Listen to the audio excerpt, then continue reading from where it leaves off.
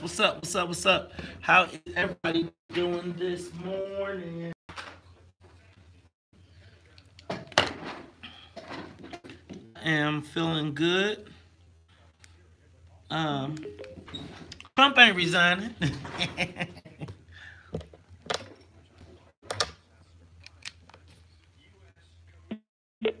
Referred to Afghanistan as a stalemate. Among them, the chairman of the Joint Chiefs of Staff, General Joseph Dunford. See how my constant dedication, I'm the only one here.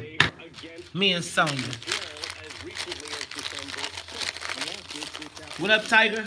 B. Mullins, what's up, man? What you got cracking? I know we been saying we supposed to catch up. Also, y'all, I gotta stop talking to y'all personally. I got in trouble.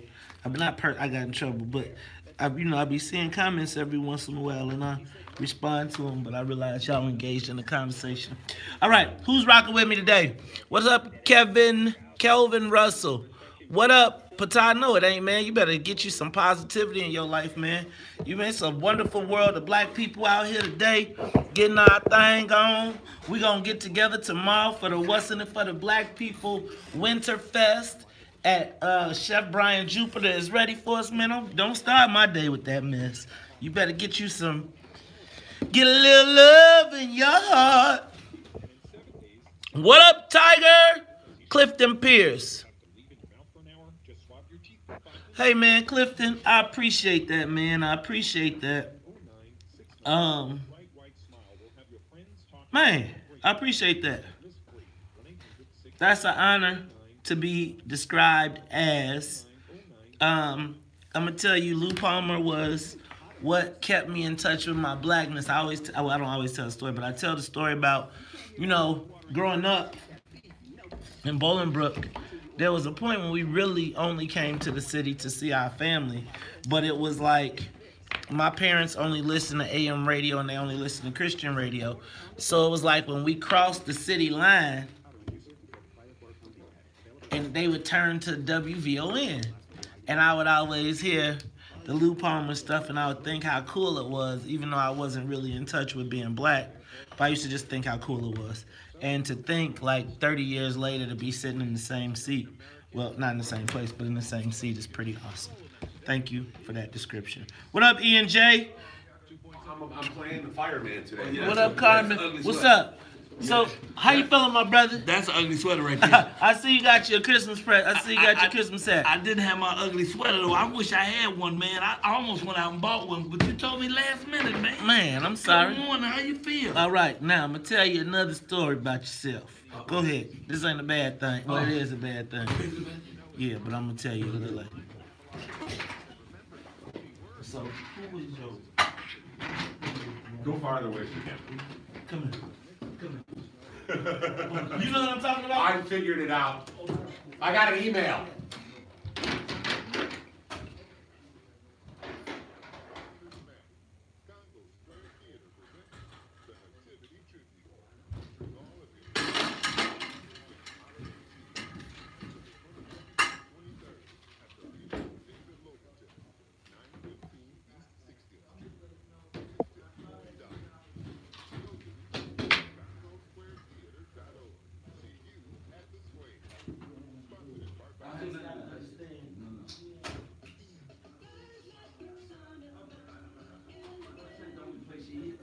Okay. Other places she was sounding like right. But I didn't know it. She and walked so up let me show you. So then let me show you what she do. On me yesterday at the breakfast. The holidays and the hump are here. So come on into Island Furs and take advantage of our super free holiday sale. Save from 40 to 70% off our beautiful furs, leathers, and shearlings. Remember, before you buy, stop by Island Furs. We appreciate your business. Thanks again. Cool. I'm not with her, and I'm going to make sure that we break that totally because my girl who works for me handled all that. Right. When she talked to me, I met her and wasn't at her. Okay. She come to me, I'll promote your show for free. So she started talking about all these people she gonna promote the show wouldn't give me money. Well, nigga ain't trying to turn down no money. But it was so many red flags about her. So many little things about her was just a little crazy. Just a little off, And then she was talking to somebody yesterday, And she said, you asked Mays who got him on that show. I'm the reason Mays got him on the show. And I said, well, even if you were, people with integrity wouldn't sit at a table and say shit like that. You know? So that's why made me say, wait, hold up, wait, who is this crazy? Right? So then I read that thing in this memoir about how y'all successfully seen that business and put a stalker thing on it. And I was like, oh, no, that's crazy. No, I don't nothing. Okay. Okay. All right. I was like, man. Beautiful sweater. Thank you very much. Thank you very much. Well, so what email? She said we email. We'll talk about it. Okay. I didn't even know about that. Right.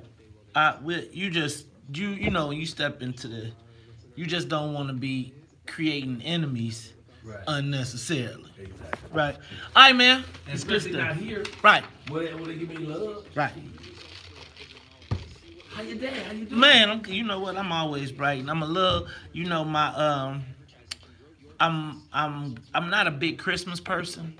I'm like all up until Christmas, and then when Christmas come, I get kind of like, really? Yeah. You know what? I fucking love Christmas. Do you? I'm getting ready for Christmas in June. In June? I love Christmas. I love Christmas. It seems like people are their nicest. You know, for the whole year, people, even assholes, tend to calm down and be nicer during Christmas. Oh, I love Christmas. I love decorations. And Chicago, you know, God has blessed me so much in this thing. I love Chicago at Christmas time. I love to come in. It's snowy, to go up and down the Miracle Mile. I love that. Then I care. It ain't no snow. So let me show you how perfect my life is. It's snowing right now. It is. Yes, as I was driving in, it started snowing. I said, can't nothing else happen to me to make my life better. Yes, you can sell out all them shows. Oh, yeah, yes, we can. And what's the name pulled out on me? I told you, homeboy pulled out. But the other two guys gave me their checks. Hi. What's up? Oh, what a nice sweater. Ugly and gorgeous at the same time. Juanito. You know Michael Collier. Hi. Hi. I'm Michael. It's a pleasure to meet you. You fine as a woman need to be. You ain't gotta go no further. You can stop right there. Yes. Good morning. Good morning. Yes, so I told you the one. Oh, we started. Come on, y'all. Time! I knew I was like, Could you get them straight? They already were. Oh, what? So everything just went away then? What did you do? I didn't do anything. There you go. I hear mine. Well, it's going in and out.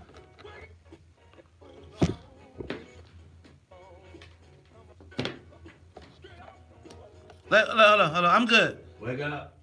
It went out. Can y'all hear? Yeah, now. Okay, I can hear. I'm good. Yeah. Oh, she was doing when she does that preview. Oh, I know what you're saying. Okay. Is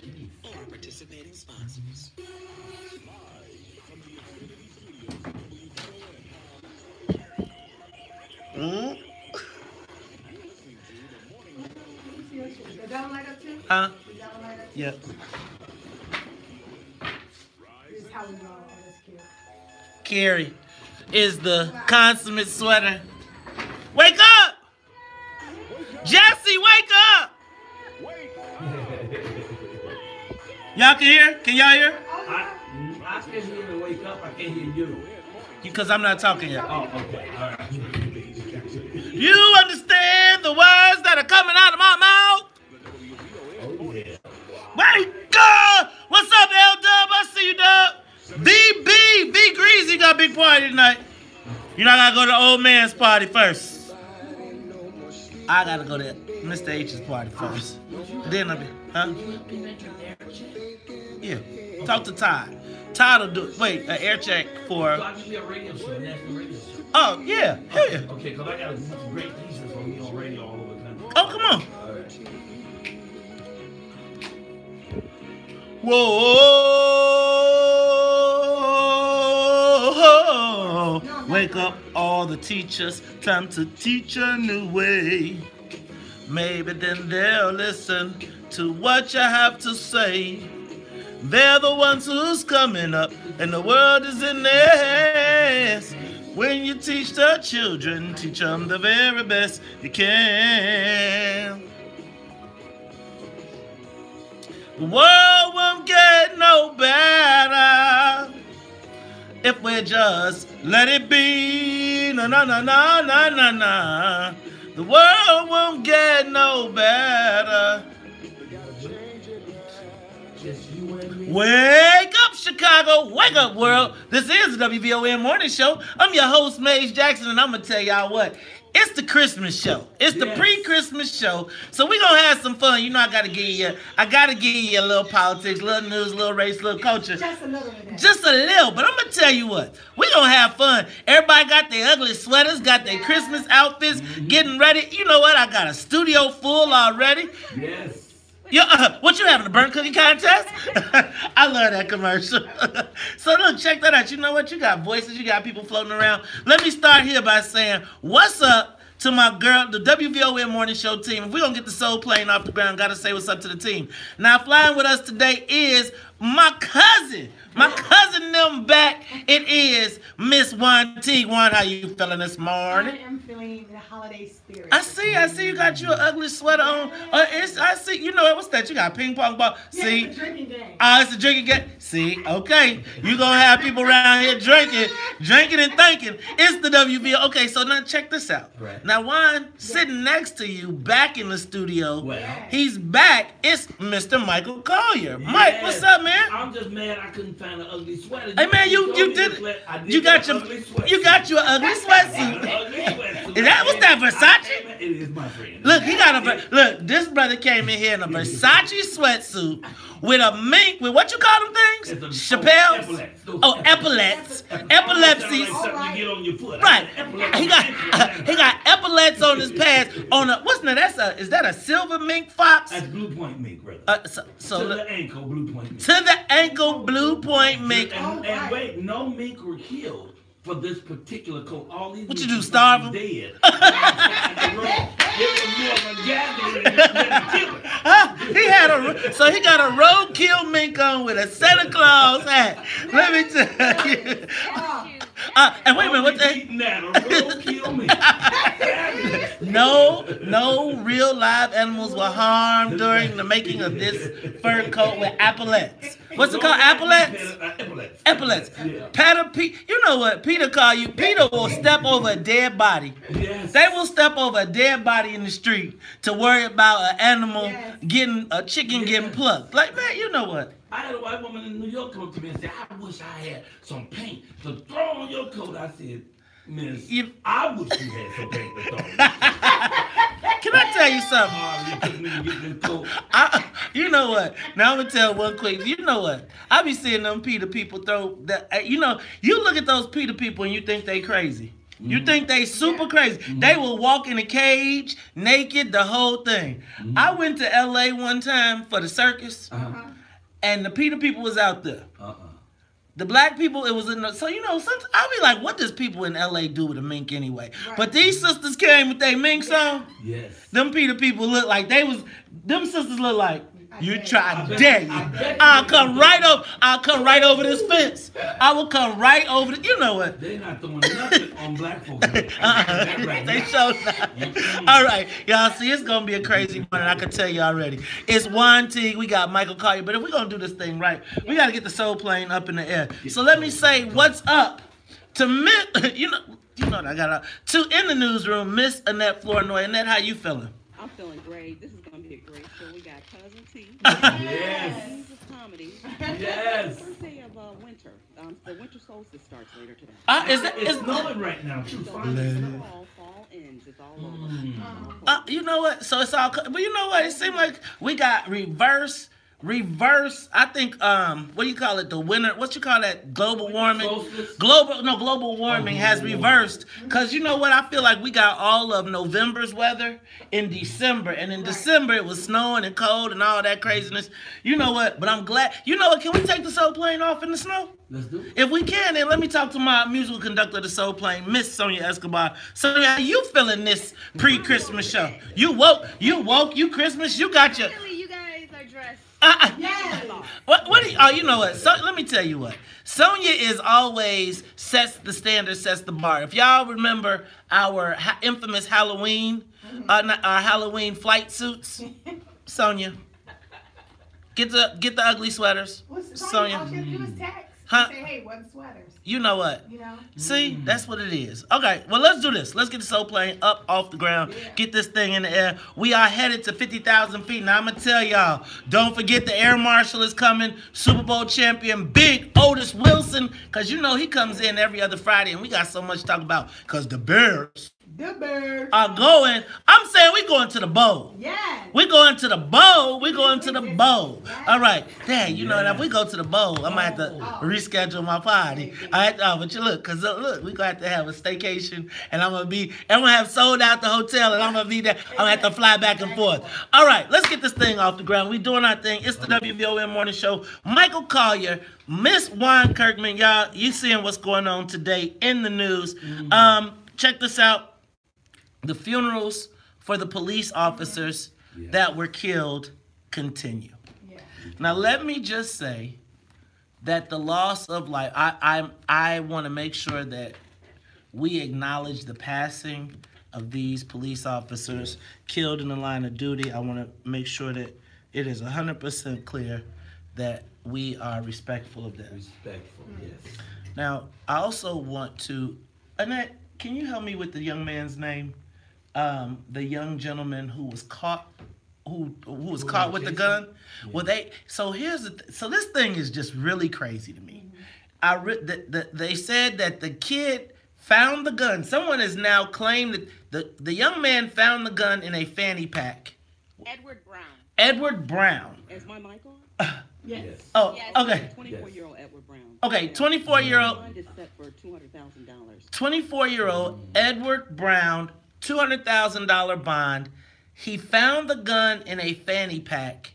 He fired it twice. He admits it. Comes down the tracks, and then the police see him. They make eye contact. I'm not exactly sure how whatever happened there.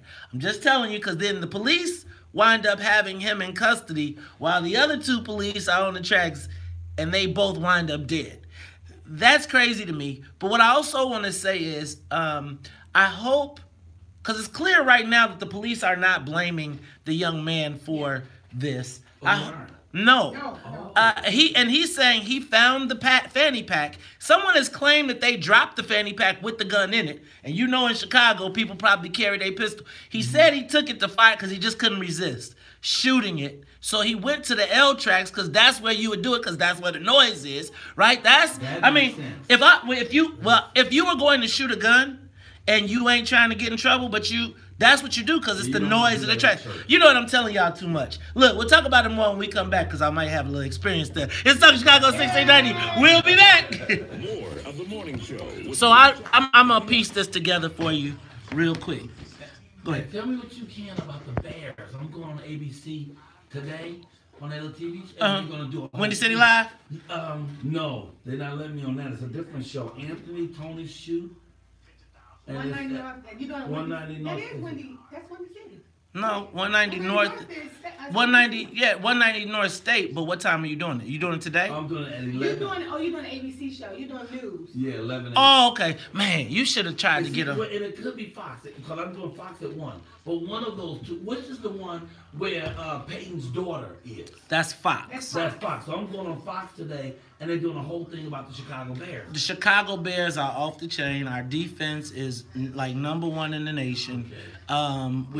We just won the NFC North. We are guaranteed. This is the first time we going to the playoffs since 2010. Shoot. Khalil Mack, just young brother. That's the brother that we brought from. Right, we came from. The young brother came from Oakland. We picked him up for like 100 and something. What was it? 120 million. We picked him. We think we got him for 120 million. Wow. He came in and turned it up. He's got like what, 16 sacks, 15 sacks this year. I'm gonna tell you what. This what y'all do to the den.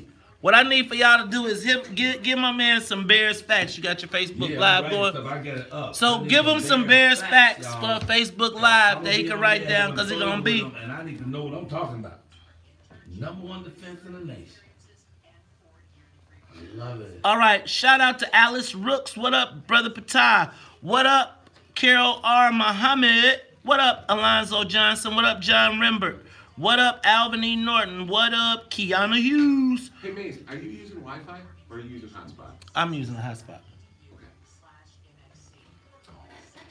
What up, Tammy? What up to my...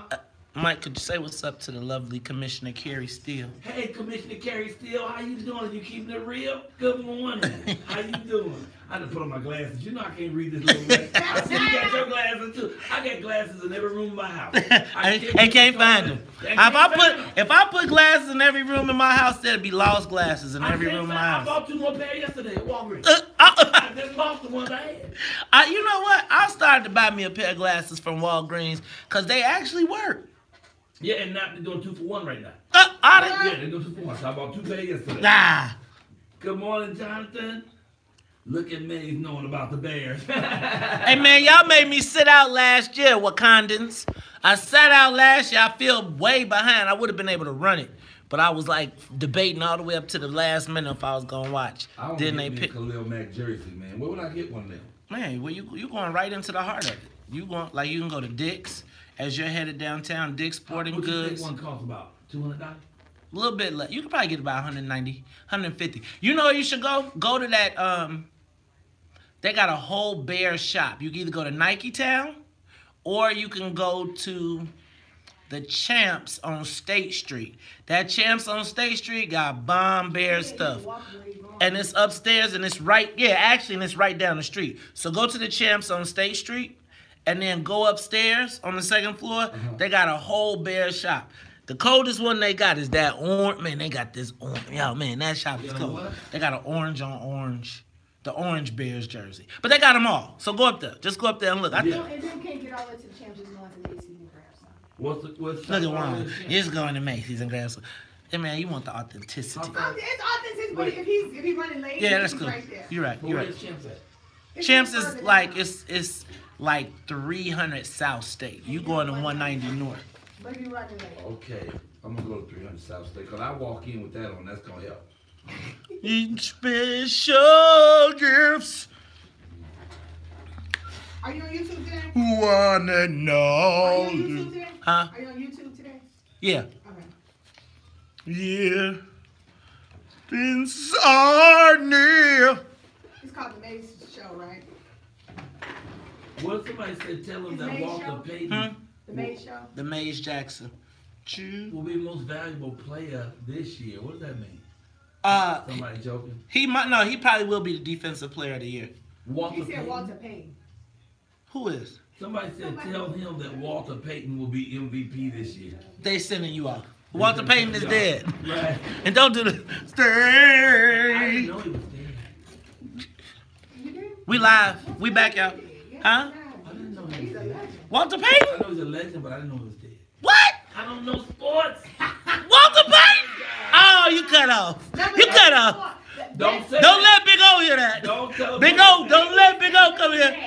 You are tuned in to Talking Chicago 1690 AM. I'm your host, Maze Jackson. Sitting there with me is Miss Juan Teague and Michael Collier. Yes, Mike, now check it out, y'all. It's the WVON Morning Show. Let me run through a couple quick headlines.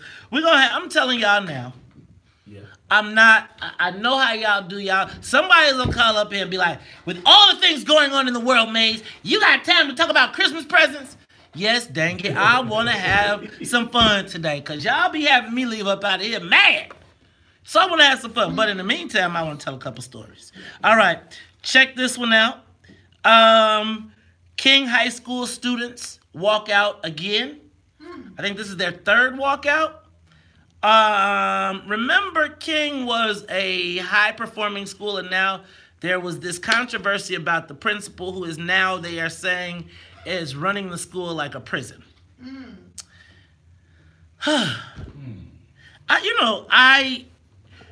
gotta talk about what, like, millennial school, like, the world keeps changing on me, and I don't know what the dang on rules are.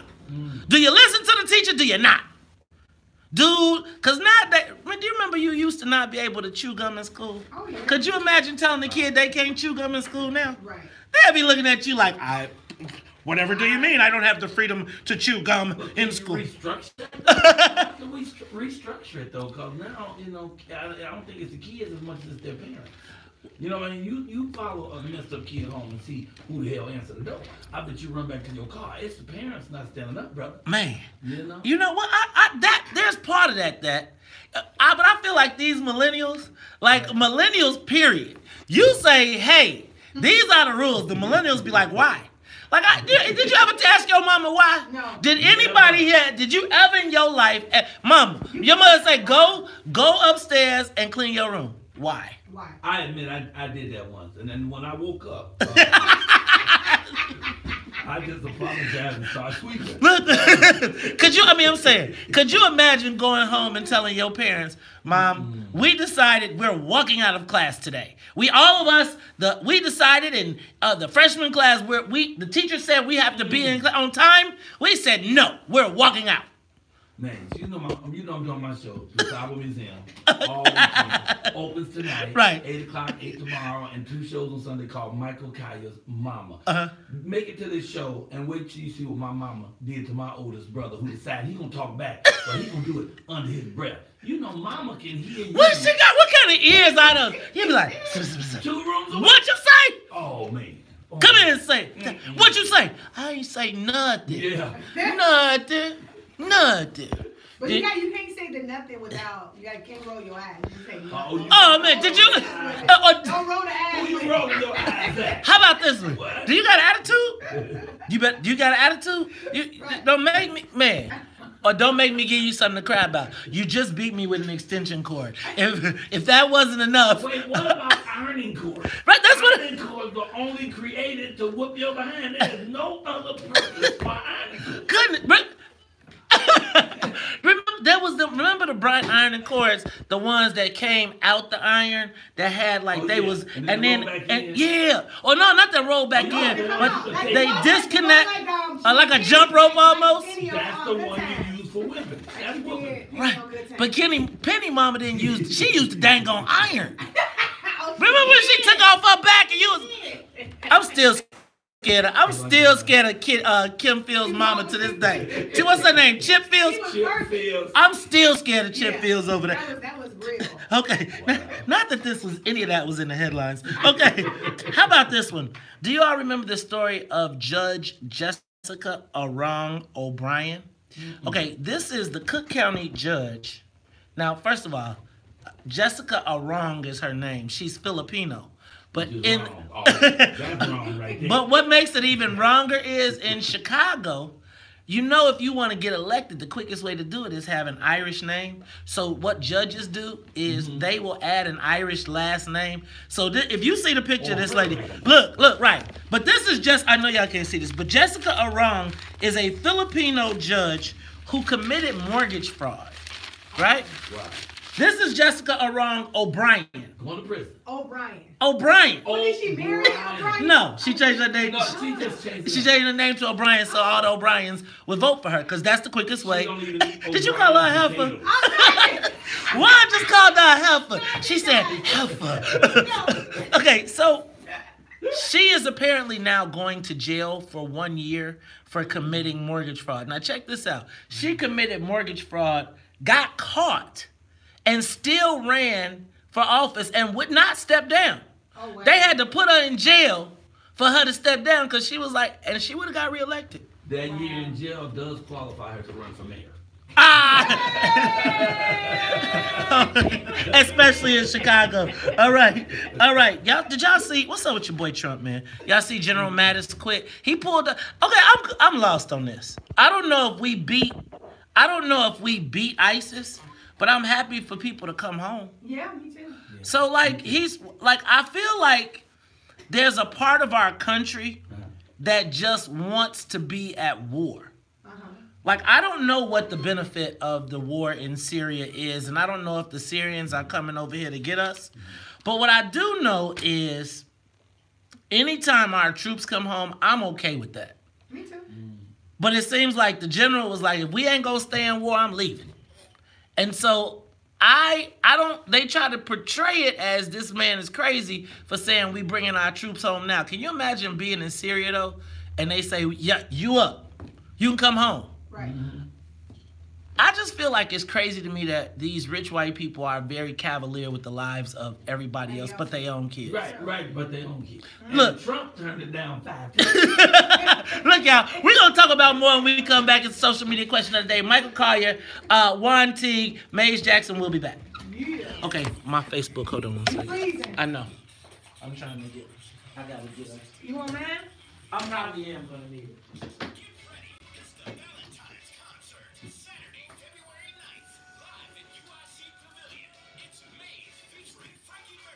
That dude hasn't had a new record in 27 years, and he sells out every time. Every time. And he still got that energy. He almost Charlie Wilson. Yeah. But ain't nobody Charlie Wilson.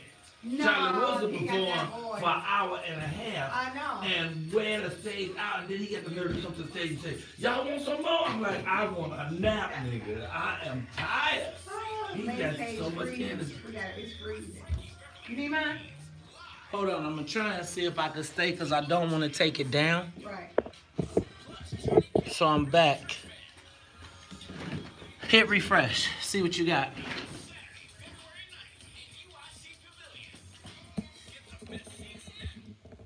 I think it. No, let's see. It's dark. See, I feel like it's... Okay, I might need to go to... Hold on. Now you know I'm only with you till 7 today, man. Yep. Stand it. I wish I could be here 3 hours. This is so much fun on this show, man.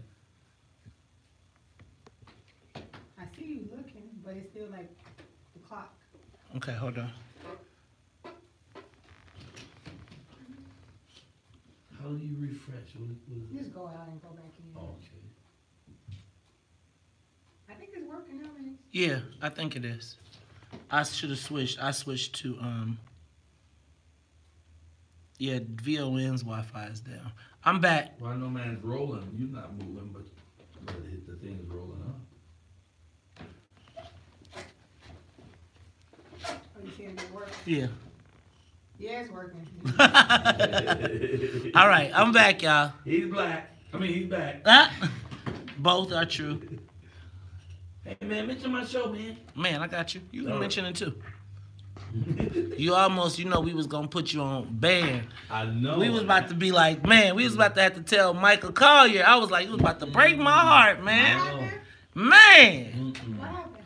I ran into the wrong person. They didn't want to adopt me.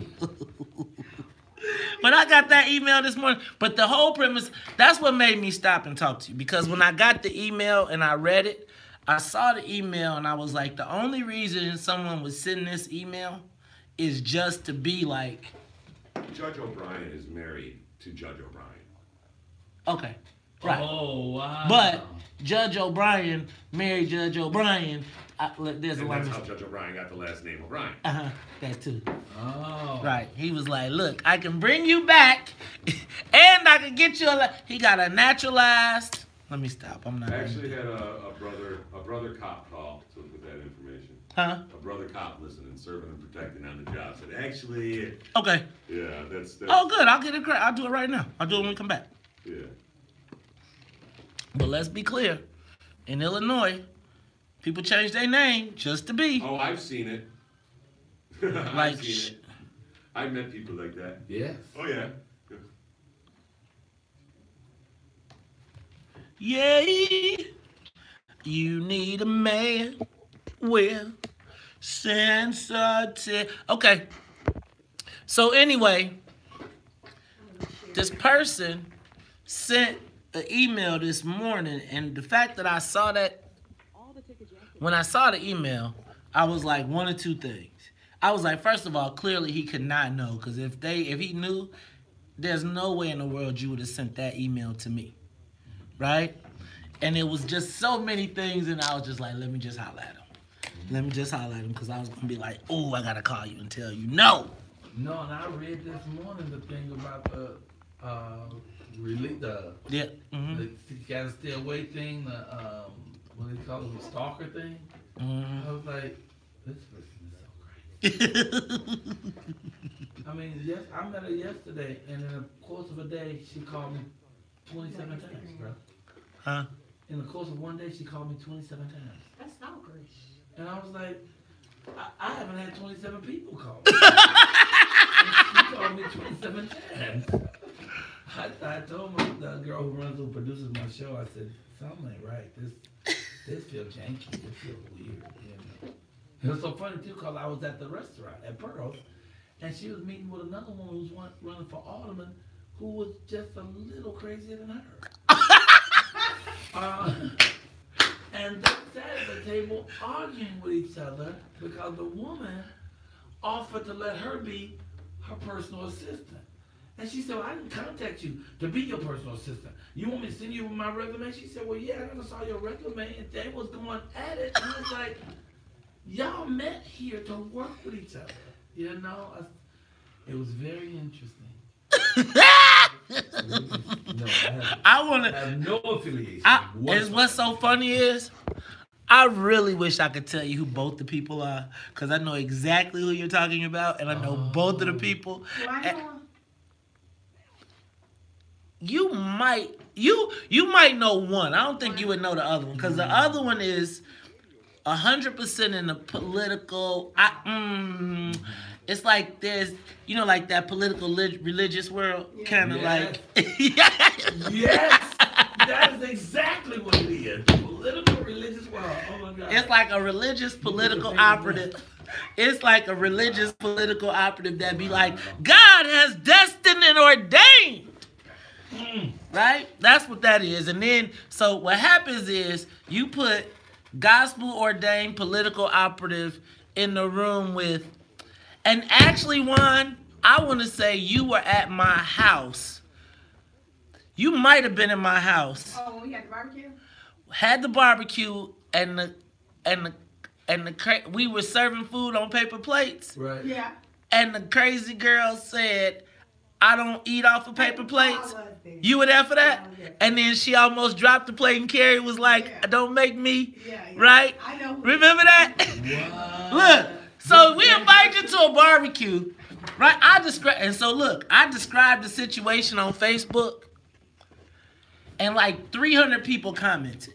Like, who comes to your house to a barbecue and you serve, like, my barbecues used to be like steak, lobster, right? Like, but you gonna eat on paper plates because I ain't gonna cook all this damn food and then have to wash your damn dishes. This fool goes into my cabinets and gets a plate and says, I don't eat on. So I'm like, you don't go on my cabinets. She tries to drop the plate and literally break it. I catch the plate. Oh my God! Wait, she dropped the plate. She tried to. Wait, hold up. But the first thing she said to me when she sat down, she said, well, you know what I'm about. And I said, God? And she said, my money. And I was like, well, then why didn't you do your hair? Damn! I didn't get it. You know, we was in a public place. So. Oh my God! I gotta stop talking. We need somebody to go watch the cars. Somebody needs to go in the back and watch the cars. Somebody gonna watch the cars. I love it. I wish it would continue to snow though, man. We only getting light snow. We're only getting light today. Are we back? Are we back? It seems low. Bring it up. I hear nothing. I hear nothing.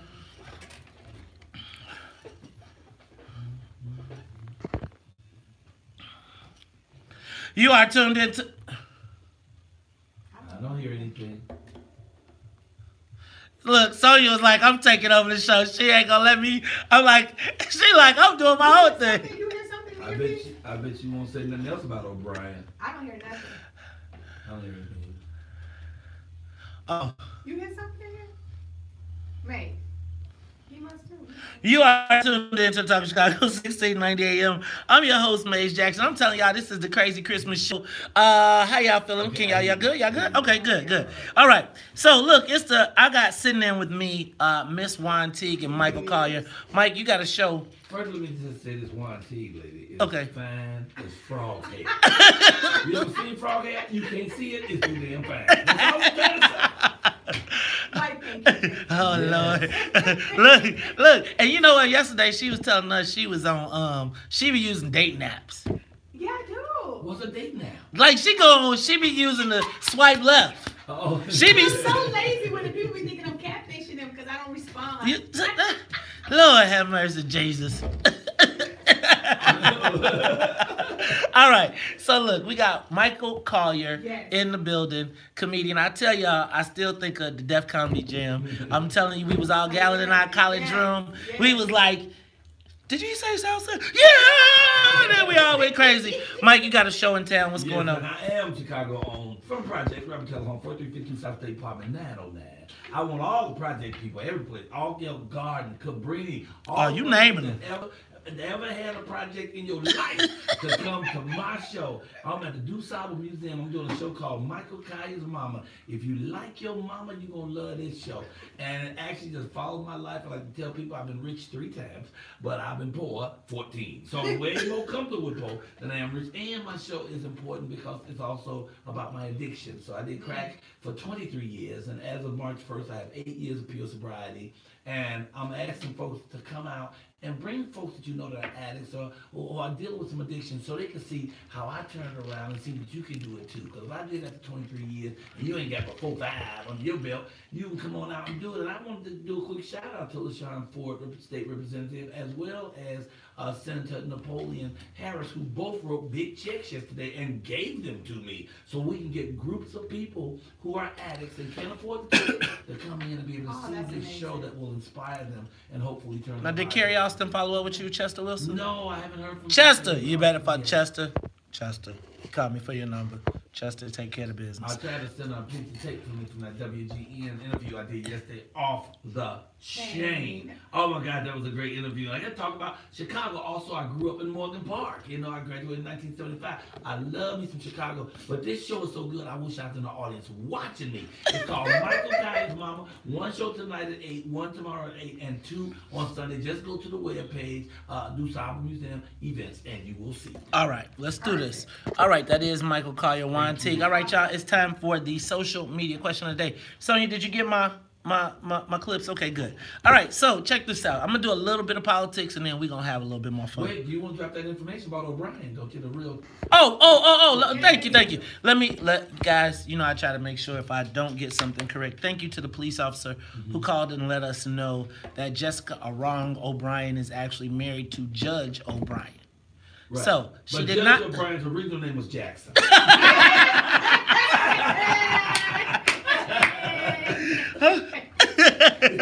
All right, y'all. Thank you. Funny. So you know what? We try to make sure we get it right. We don't ever want to give you misinformation. So if you get this and we got it wrong, give us a call. We always try to make sure we do it right. All right. Social media question of the day. Seems like the political life that I knew has changed, and now the idea of releasing one's tax returns as a part of running for office is rapidly fading. There was a time that releasing your returns was a sign of economic and political financial viability. But since Donald Trump has refused to release his tax returns and don't ask him about it no dang more, it seems like now that standard is going away. We've just now seen it play out in the Chicago mayor's race. As you know, the Chicago Tribune asked for 4 years of tax returns from the candidates. Pretty much the only people who gave their tax returns were candidates who were already in government or public life who had been used to doing it.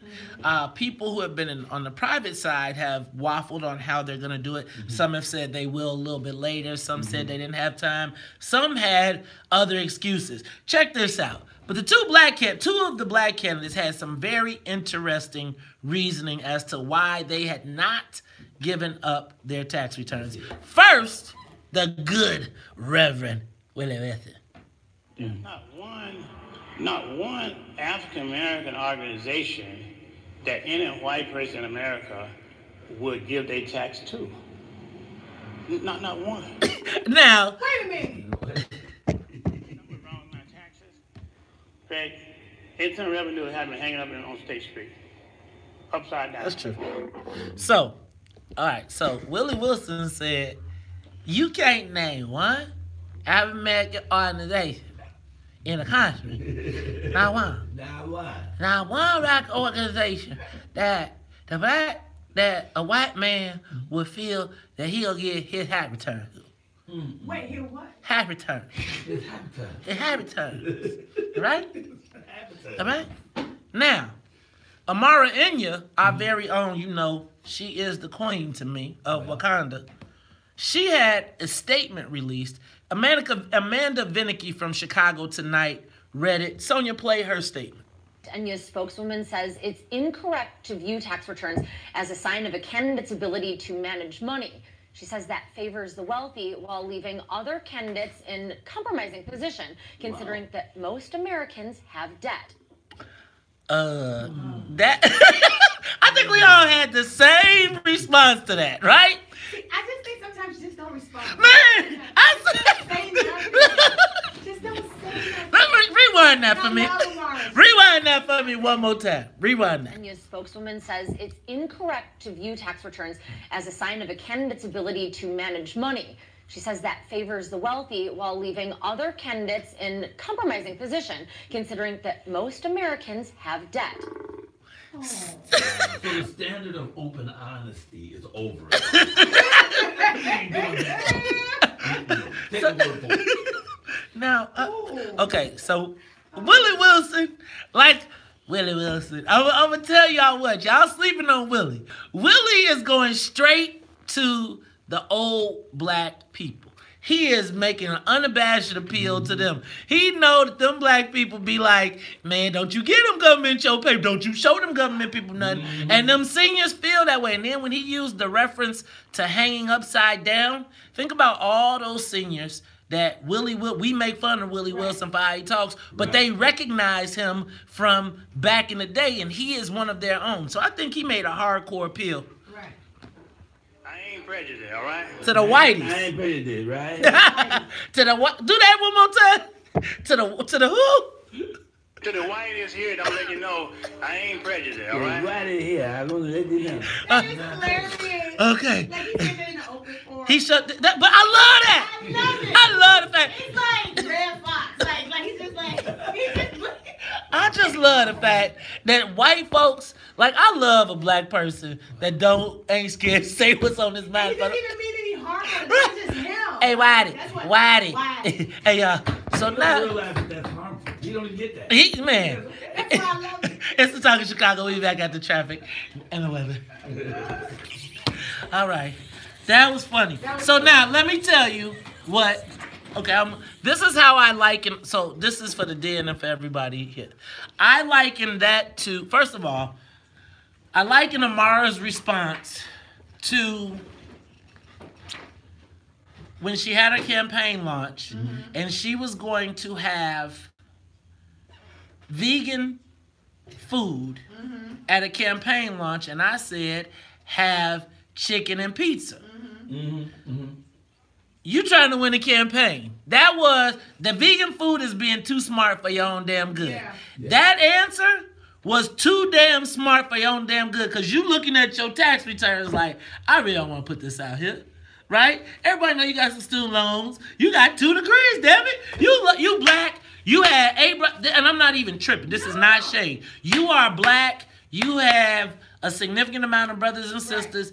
They had to put everybody through college. I'm sure there's some college debt if they didn't get scholarships, etc. Everybody else just said no. Right? I'm not, or I might, or I consider.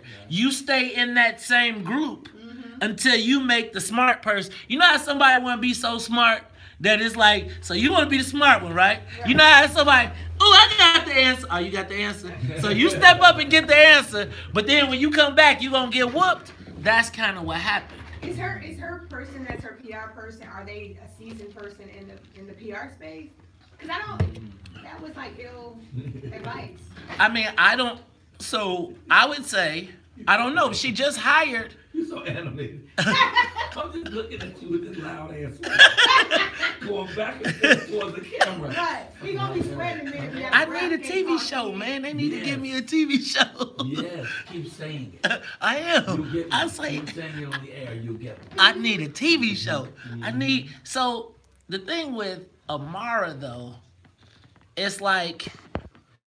So first of all, her communications person just stepped down, remember? Right, I remember. And the communications person stepped down. I would have thought this would have been a perfect time for she hired Charles. I thought, right, that's what I thought. So I would have thought that this would have been a perfect time for a seasoned journalist that's on the team to show you how to navigate this. Yeah. I am concerned, like, so again, you know, I got tremendous love and respect for Amara, but you got to see something by the first of the year. If you don't see something by the first of the year, she had a bump with the Axelrod and she had a bump with the Kanye. Mm-hmm. Chance leaving says no more bumps. Mm-hmm. Chance left to go find God in the middle of a campaign. Right. That says, somebody says, slow down, you getting too much attention, too much traction. Mm-hmm. Now, what is she going to do to make a splash? Because now you see Bill Daley got $3 million in the bank and coming. And doing commercials already. And doing commercials already. You see Preckwinkle's got $1.5 million. I gotta learn how to say Preckwinkle. No, you don't. Just say Queen Sugar. No. Preckwinkle. It's like a tongue tie. Preckwinkle. Say that 3 times real fast. Say it fast. No, because you might turn into some shit might happen. What's that? What was that movie? You said 3 times and he show up. Wait, when I'm saying it, he's saying it with me like, and he's like saying it with his lips inside. Couldn't figure it out. So with that piece, I'm concerned that she's not gonna have the ability to hire the staff that can help her break through the clutter. So she's gonna be relying on a grassroots thing, but I'm gonna tell you, this is gonna turn into in a mayor's race, in a sprint, it's gonna turn into media. And so, man, that's why Bill Daley ain't going to things, because he's gonna touch 10,000 people. Those candidate forums at a certain point are only losing propositions for the top tier candidates, because it's only a chance for them to shoot you down. She's got to stay in the top tier she's got to be in the top tier when January 1st comes, or else she won't be in any of the articles. Look at all the articles that are coming in the paper. I haven't seen her lately. Right. So how's Willie's chances? Huh? How's Willie's chances? Willie's got if there's a chance to get, maybe not to be mayor, but to make the runoff. It was December 20th.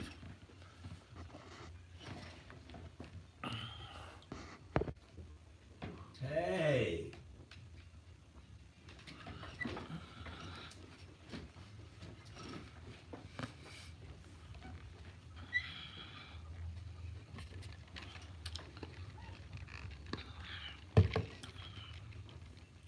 Santa Claus.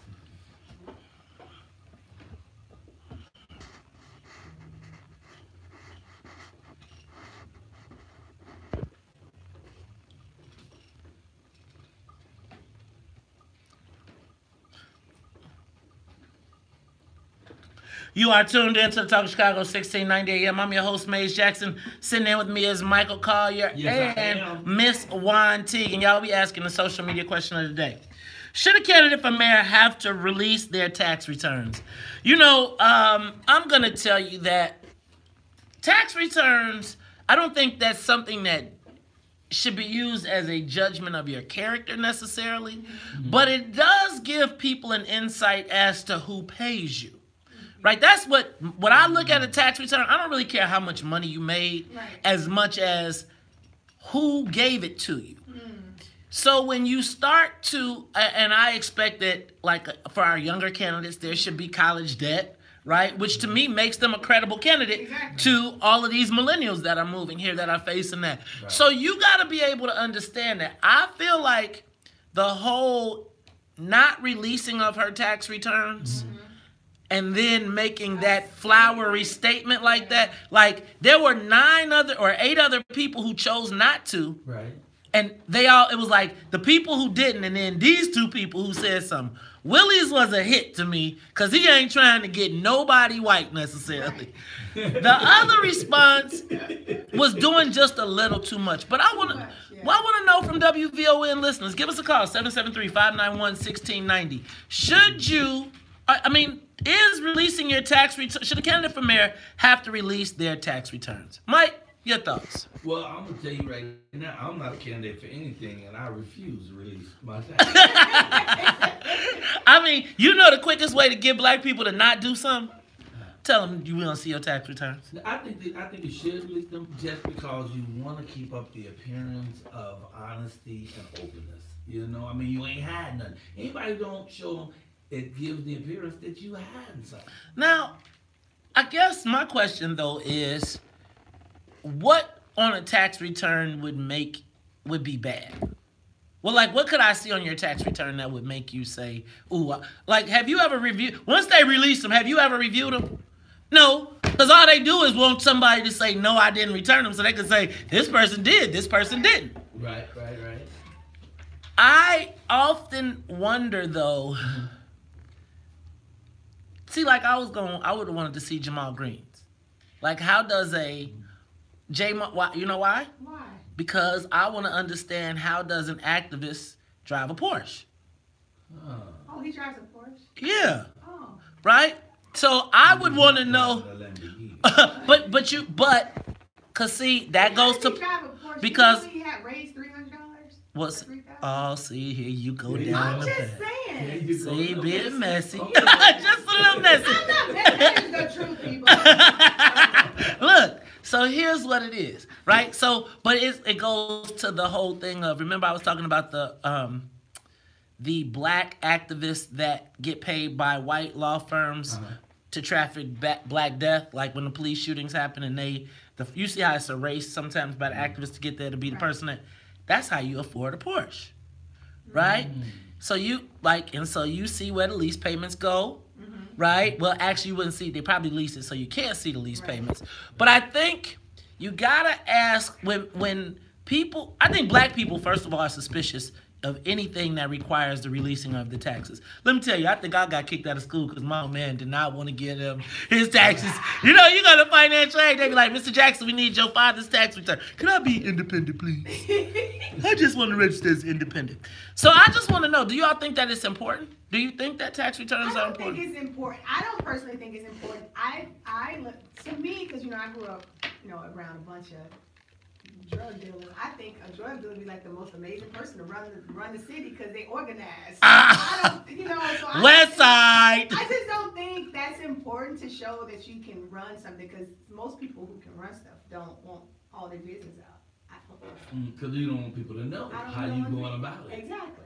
Or how much you really got either. Exactly. That makes people hate you. Okay, but ain't got nothing. You got all the money. So what if but then again, what happens if you are running for mayor of Chicago and you got all your money from, what if you voted for a candidate and they got all their money from somebody who was a slumlord? Right. Or somebody who was hell-bent. Like you saw Suzanne, kick him in the shins, got $100,000. Who kicked him in the shins?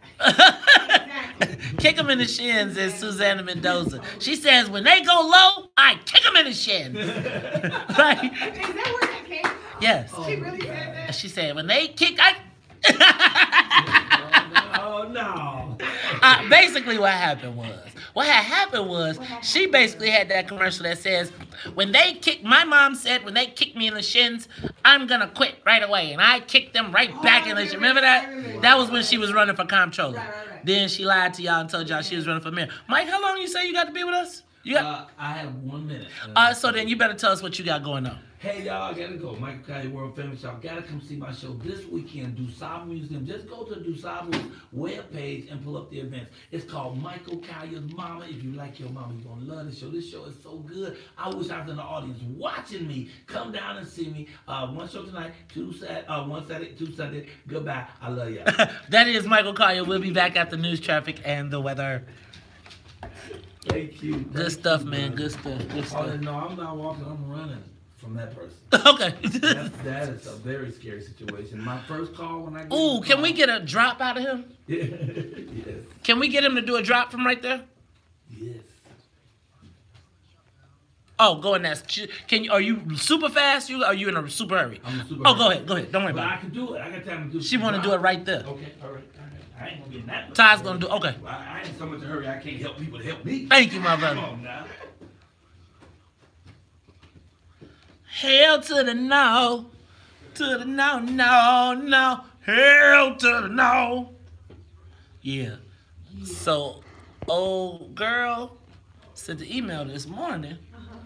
So basically what she did was she sent the email this morning to me, Todd, him, and the publicist, kind of reconfirming all the stuff that we had already confirmed, or saying, hey, here's your talking points, blah, blah, blah, blah, which was basically a sign saying, hey, y'all think y'all could get away from me or whatever, but Michael Collier's with me.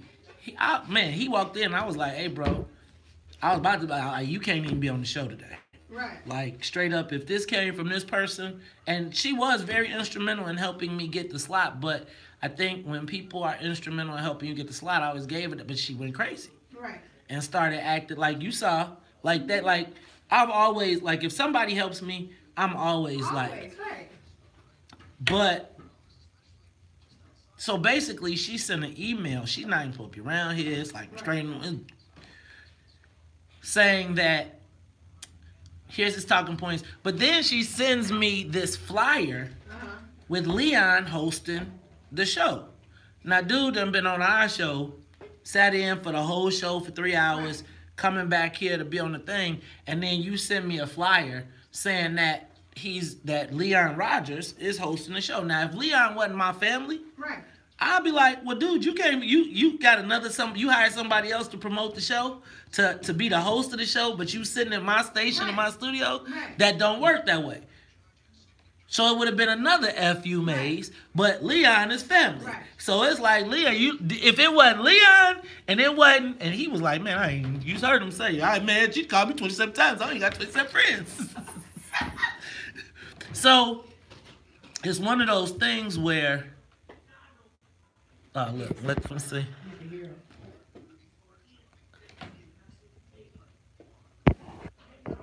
Hey, y'all. Can you hear? Oh, I think you hear. You can see him? Yeah. Oh, man, I missed it.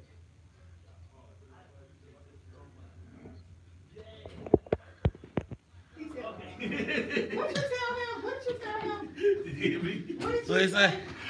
I didn't say good luck with your production this weekend. I said, white folks can come. Todd's an actor. Oh, is it? He's been in, he was just in the Kings of the Policy Kings.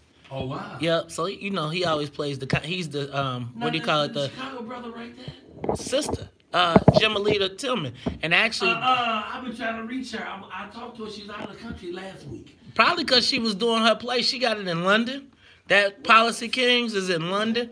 Yeah, man, was actually, you know what? So I'm going to be honest with you. I did not have super high expectations. Not because I didn't have expectations. I just didn't know. Man, I went to that play and I was like, it was cold and I still Oh, wait, stayed. we got to take our Christmas.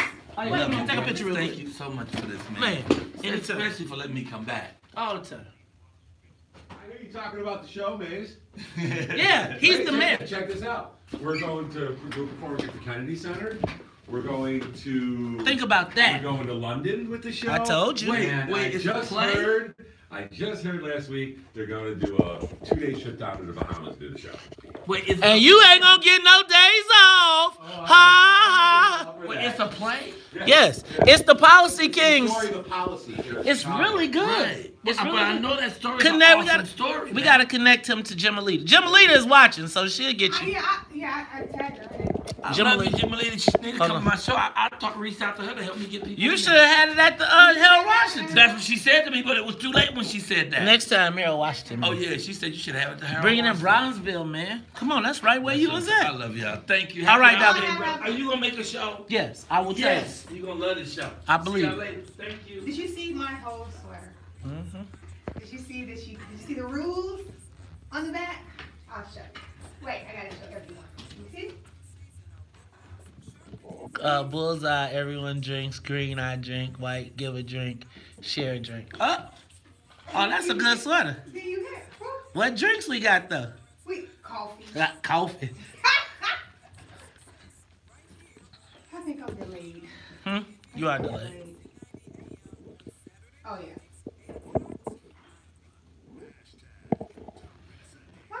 But I was so big, it's almost sitting on the table. Did you hear me? I did. I was sitting on the table with that, and I was still standing though. I wasn't trying to sit. Damn, big old man, that would have been crazy. We got Lionel Harris coming. Oh, anybody want to win tickets to the Harlem Globetrotters? You didn't give them away yesterday, did you? Hold on. Ooh, talk to Is it on Mike. me? Is Collier gone? Is it on me? I don't even know. Why is everybody saying? Okay. Good morning, everyone. Wait, I hope this is on me. I don't know. Let's see. Then I'll see. Let's see if I did that. Is it on me? Oh yeah, it is on me. Good morning, everyone. My cousin Terry, I see Carl on there. Did y'all see my sweater? Okay. Did y'all miss him? No, I got him. Oh. I got him. Somebody want to win tickets to Frontier. Oh. Kane, Brenda, hey LeVon. All right, y'all. Is that where your Winter Fest is at? Yeah, tomorrow night. You sold out, right? Yeah, it is. Did you go to Carmen's party last night? Who? Carmen? I wasn't invited. Who is Carmen? You know. No.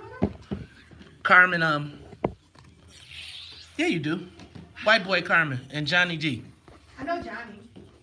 He owns, Carmen owns. Carmen owns all those stuff. Right. I don't know Johnny. Maybe I. You know, Johnny D is the little one that I ran into. Carmen. Carmen is the owner. Right. Johnny D is his short little, one. right. Okay. They both a little short, but. One's a little step higher. John Rivers, somebody put some booty on the bottom of your sweater. That's hilarious.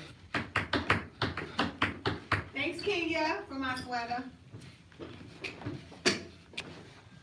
Maze is crazy. He's not making any comments on your butt, Juan.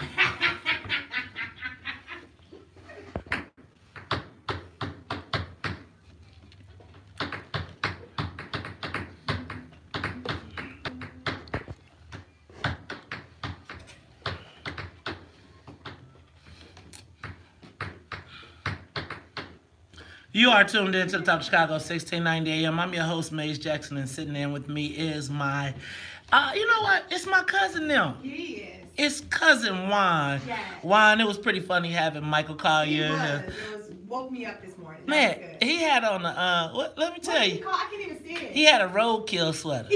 I mean, a roadkill mink. Roadkill. Roadkill mink. He said not one mink was killed. They all just died on the side of the road. You walked around, because you see him walking around and scooping them up. All right, this one, you can keep this one. Take this one. Man, you know what? It is, it's always great when people stop in and check in the WVON Morning Show. Now, y'all know we are flying at 50,000 feet. But I keep waiting on that bang on the door, because also on today, you know, Big O comes in. We're going to talk a little bit about the Bears. As well as, don't forget, at 8 o'clock, we got Lionel Harris coming in as well. All right. Oh, it's going to be 4 today. Huh? Yeah, it's full. Yeah, you know what? Well, Big O, yep. You make sure we go. I'm telling y'all, it's gonna be off the chain. Christmas. We got our holiday. Are you watching on Facebook Live? Oh my God! And guess what? Check this out, y'all. You know how big the morning show is getting? How big? So big that Tommy Davidson is calling in today too. Oh. See now, I remember Tommy Davidson. Yes. See, you know what? In living color. And Tommy, you know what though? My favorite. You know what I remember about Tommy Davidson the most? What? Halle Berry. Halle Berry. Remember Strictly Business? How do you say Halle Berry? Halle Berry. Yeah. All right. You know, I am, so look, check this out. We just had Michael Collier. Yeah. Then, Big Otis Wilson is coming in, Super Bowl champ. He's going to talk a little bit. We got Linnell Harris, Tommy Davidson. You know what? Can I tell you what? I want to lighten it up a little bit. Yes.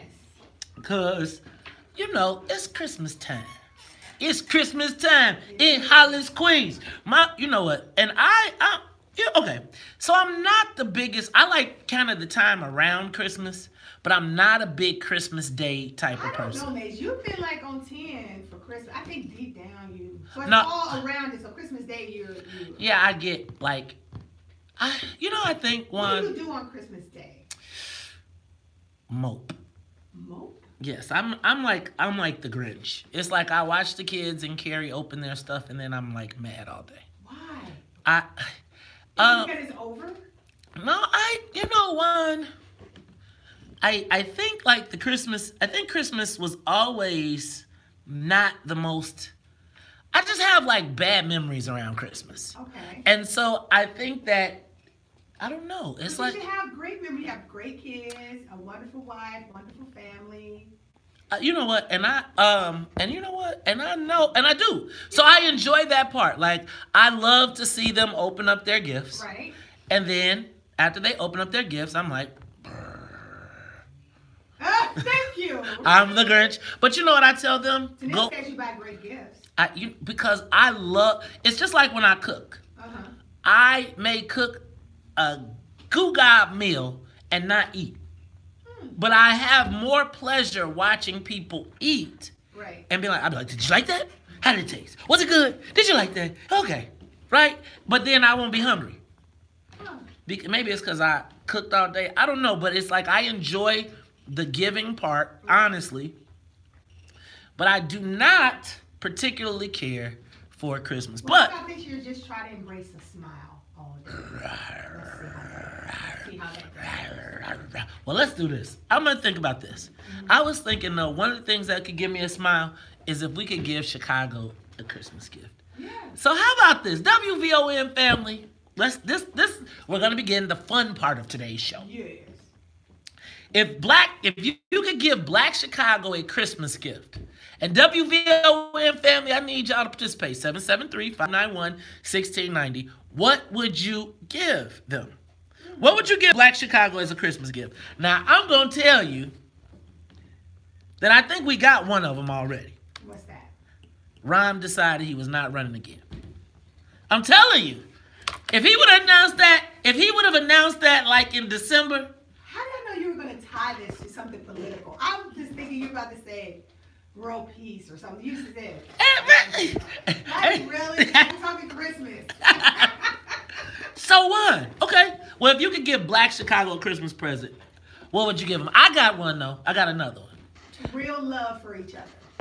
See, I got some down there, but you know. See? Okay. I got one. Real love, not fake love. What I want to give Chicago for Christmas, I want this for next Christmas. Mm-hmm. I want them to have a Christmas card from Jason Van Dyke and his new big black boyfriend. You know what?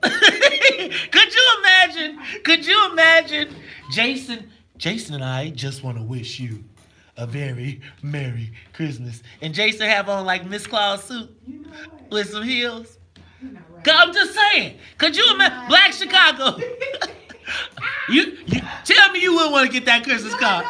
You don't want to see that. Yes, you do. No, I don't. Come on now. No. Y'all don't want to see Jason Van Dyke on a Christmas card with his new boyfriend, big black boyfriend.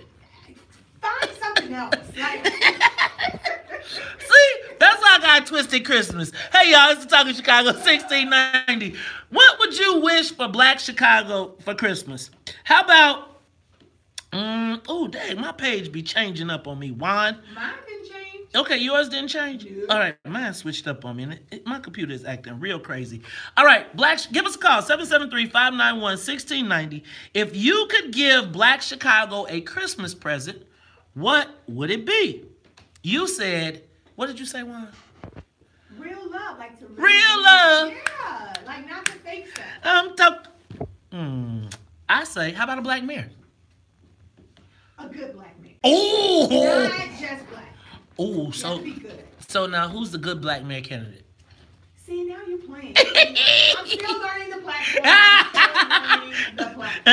Political. Share your platform. Black Chicago. We'll make real choices. All right. If I could give Black Chicago a Christmas present, you know what I would do? I would give them an end to the sanctuary city status. If I was to give Chicago a gift, I would raise Prince from the dead. Damn! You talk about you talk about selling your soul to the devil. There ain't no Christmas present. Now I'm gonna tell you, Prince came back, I'd be scared to the mother. I am not going to the show. I'm just telling you now. How about, let's see, what you got? Ron, you want to talk Chicago, 1690. If you could give Black Chicago a Christmas present, what would it be? Hey, man, I would give black people a list of all black stores. So this Christmas, holidays, whatever the holidays are, they don't go and spend all their money with white folks and then they'll be broke at the beginning of the year. Happy holidays to you. I'm enjoying the show, guys. Thanks, Ron. Thanks, Ron. All right, so yeah, that's a good one. That's a good one. I'll give black people a black shopping list. Yes. I would give black. With a real return policy. Oh, see. I'm just saying. That's y'all problem. Oh, look, Tucson said he'll give black people reparations. That's a good one. I would give you your freedom. Could you give Black Chicago? I would give Black Chicago. I wish Black Chicago. Let me think. I would give us a heart. Yeah. And when I say a heart, like a heart of courage, I would give Black Chicago the will and the wherewithal to stand for something and to not be lollipops. That's what I would hope. I think about Christmas and I think about Black Chicago and I think about where we are now. And while I want to have some fun, and I do, and so I'm gonna tell y'all better give me some good ones. I really think that Black Chicago over this Christmas holiday, we need to be reflective. Just a little. Just a little, because where are we now? All right, give us a call, 773-591-1690. When we come back, we'll ask about what gifts would you give Black Chicago. But then, Juan, did you ever have a gift or a present you always wanted for Christmas that you didn't get? Yup. I do. I got one. I can't wait. I got one. Okay, so when we come back, you tell yours, I'm going to tell mine. Okay. We're going to all tell ours, and we're going to have some fun. All right, It's cool. South Chicago 1690. More of the morning show. I wanted Jackson coming up. a 2-tape deck boom box with detachable speakers. That's what I wanted. You remember, because first LL came out with the radio, and then it was the box with the two big speakers, and you had one tape deck. But then you remember when they had the 2 tape decks, and it was like the big box, man. And I used to think that was something. My parents they used to play me, boy. I used to be like, look, so I'd be like, okay. They'd be like, write what you want. I write it, I tell them, I give them the model number. Inevitably, that sucker always came from Sears and Roebuck. I'd be like, dang nabbit, you couldn't go to Kmart? There was a place that people used to always get. All the stuff was fake toys. It was like on the west side. Cook Brothers. Cook Brothers, that's what it was called. Everything was fake. You go to Cook Brothers, boy, you be like, holy, look, you think you came up to, you be like, you go to Cook Brothers, they don't got Barbie, they got Jarby. You be like, look, I got, they be like, that ain't no damn Barbie. Right. But I tell you what, you go to Cook Brothers, you'll get you a 30-inch TV for like $19.99. Now, it might be a Woo Day or something like that. I don't know what the brand it is, but you will get you a 19-inch TV for like a 30-inch TV for like $29.95. Like, that's what it was, Cook Brothers. I'm wondering why they go out of business. They didn't. They still Cook Brothers advertising on TV, No. right? Cook Brothers just moved further west. Are you serious? Man, Cook Brothers, Cook Brothers used to be in the 27th Ward. I know. Oh, let me tell you. For Christmas in the Ward, when Cook Brothers was there, we used to go ham. funny. I did not know that Cook Brothers was still. Anybody still go to Cook Brothers? I mean, is it still? It's still over there on Costner. Oh my God! Anybody still go there? Like, what do they still sell the same stuff at that Cook Brothers? That's crazy. Y'all got some good ideas. They had the barbers you can push the heads in. Alex, that's one of your clients, Cook Brothers. I thought they were closed. I did not know Cook Brothers was still. They still sell toys and like they sold everything at Cook Brothers. They are smart. I used to work for them. Oh, that's so funny. Tennille put up the thing for blackowned.com, blackownedchicago.com. Al said you'll give $100 million. Cook Brothers own. I did not know. I thought they were gone. Thank you. They said they have grown now. Hey, Otis. Morning. How are you? Fine, thank you. Happy holidays. Same to you. Everything going well? Yep. Everything is going good. All right. Good morning, Shauna. Terry singing the car. They have a commercial. Cook Brothers had a Big commercial. O. How you feel, man? What's up, dog? Happy holidays to you, man. You, brother. Merry Christmas. Somebody said for Christmas have clean sugar to dry out from their concert. People are like, oh my God.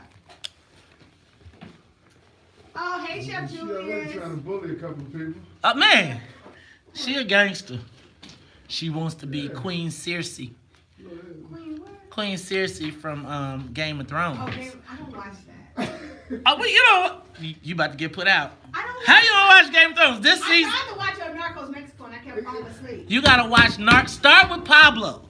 Start with the first one. You started with that- Pablo is gangster. You trying to watch it and read the screen? That was like so hard. Oh, see, that's that West Side. That's what happened at Collins. Game of Thrones got corny at the end. Huh? You gotta admit, it got corny at the end. It was excellent. Which one, Pablo? No. Game of Thrones. When it first came on, the last series was See, you gotta see. You ain't. I read the books. I read the books, and so you gotta understand about the Ice King, right? So it's all about the like. I felt like a little kid talking about Game of Thrones. because I'll be excited about Game of Thrones. Man, you don't understand Game. You saw my first ugly sweater was a Game of Thrones sweater that I had. So man, it's like it's all gonna make sense to you. It felt kind of corny with the ice, but it's getting ready to get good. Because you know how, well, everybody, it was all about war. Right. Taking over. It's Chicago politics. Yeah. All right, y'all.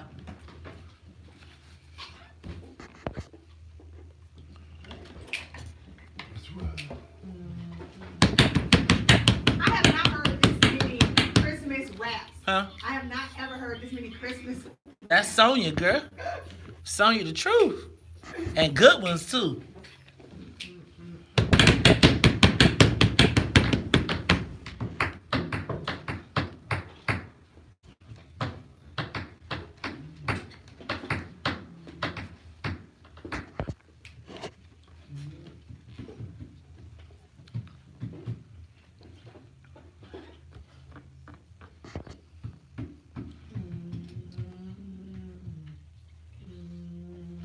You are tuned in to the Talk of Chicago 1690 AM. I'm your host, Maze Jackson, and sitting in with me is my girl. It's my cousin, them, Juan T. And I'm going to tell y'all, we are getting it cracking. It's the WVON Morning Show. We are at 50,000 feet, and hope that never, huh?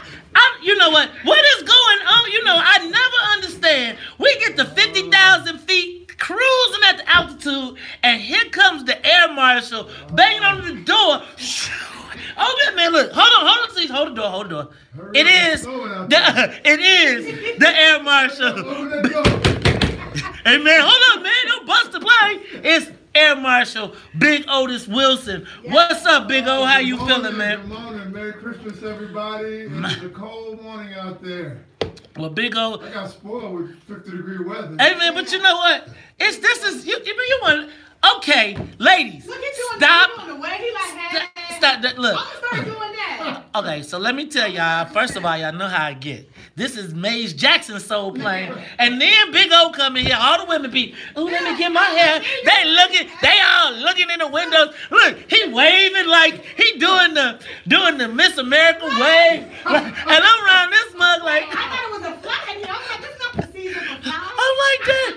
You know, like nobody getting no attention, and then Big O coming. This the Big O play. Big O, man. So what's going on, hey, man? Before we even get down to this, man, because it's the Christmas show. Big O, Chicago Bears. I'm happy. Talk to me, man. Talk to me. Tell me. Look, man, we beat Green Bay. I wanted you here on Monday because I wanted to talk about it. Talk to me, Big O. Let me just say this. Come on. Defense for championship. Uh-oh. I'm not saying we're going to win a championship, but I'm saying we stepped up 150%. And that defense is playing good football. The offense, is doing their thing, but we still have to, score some more points. But I really, really like what I see. From one end, Leonard Floyd. On the other end, Khalil Mack. The defensive line is pushing it up the middle. You got nowhere to go. Picking balls off. I mean, they're hurting themselves. And doing good. I mean, you just can't say anything bad about them right now.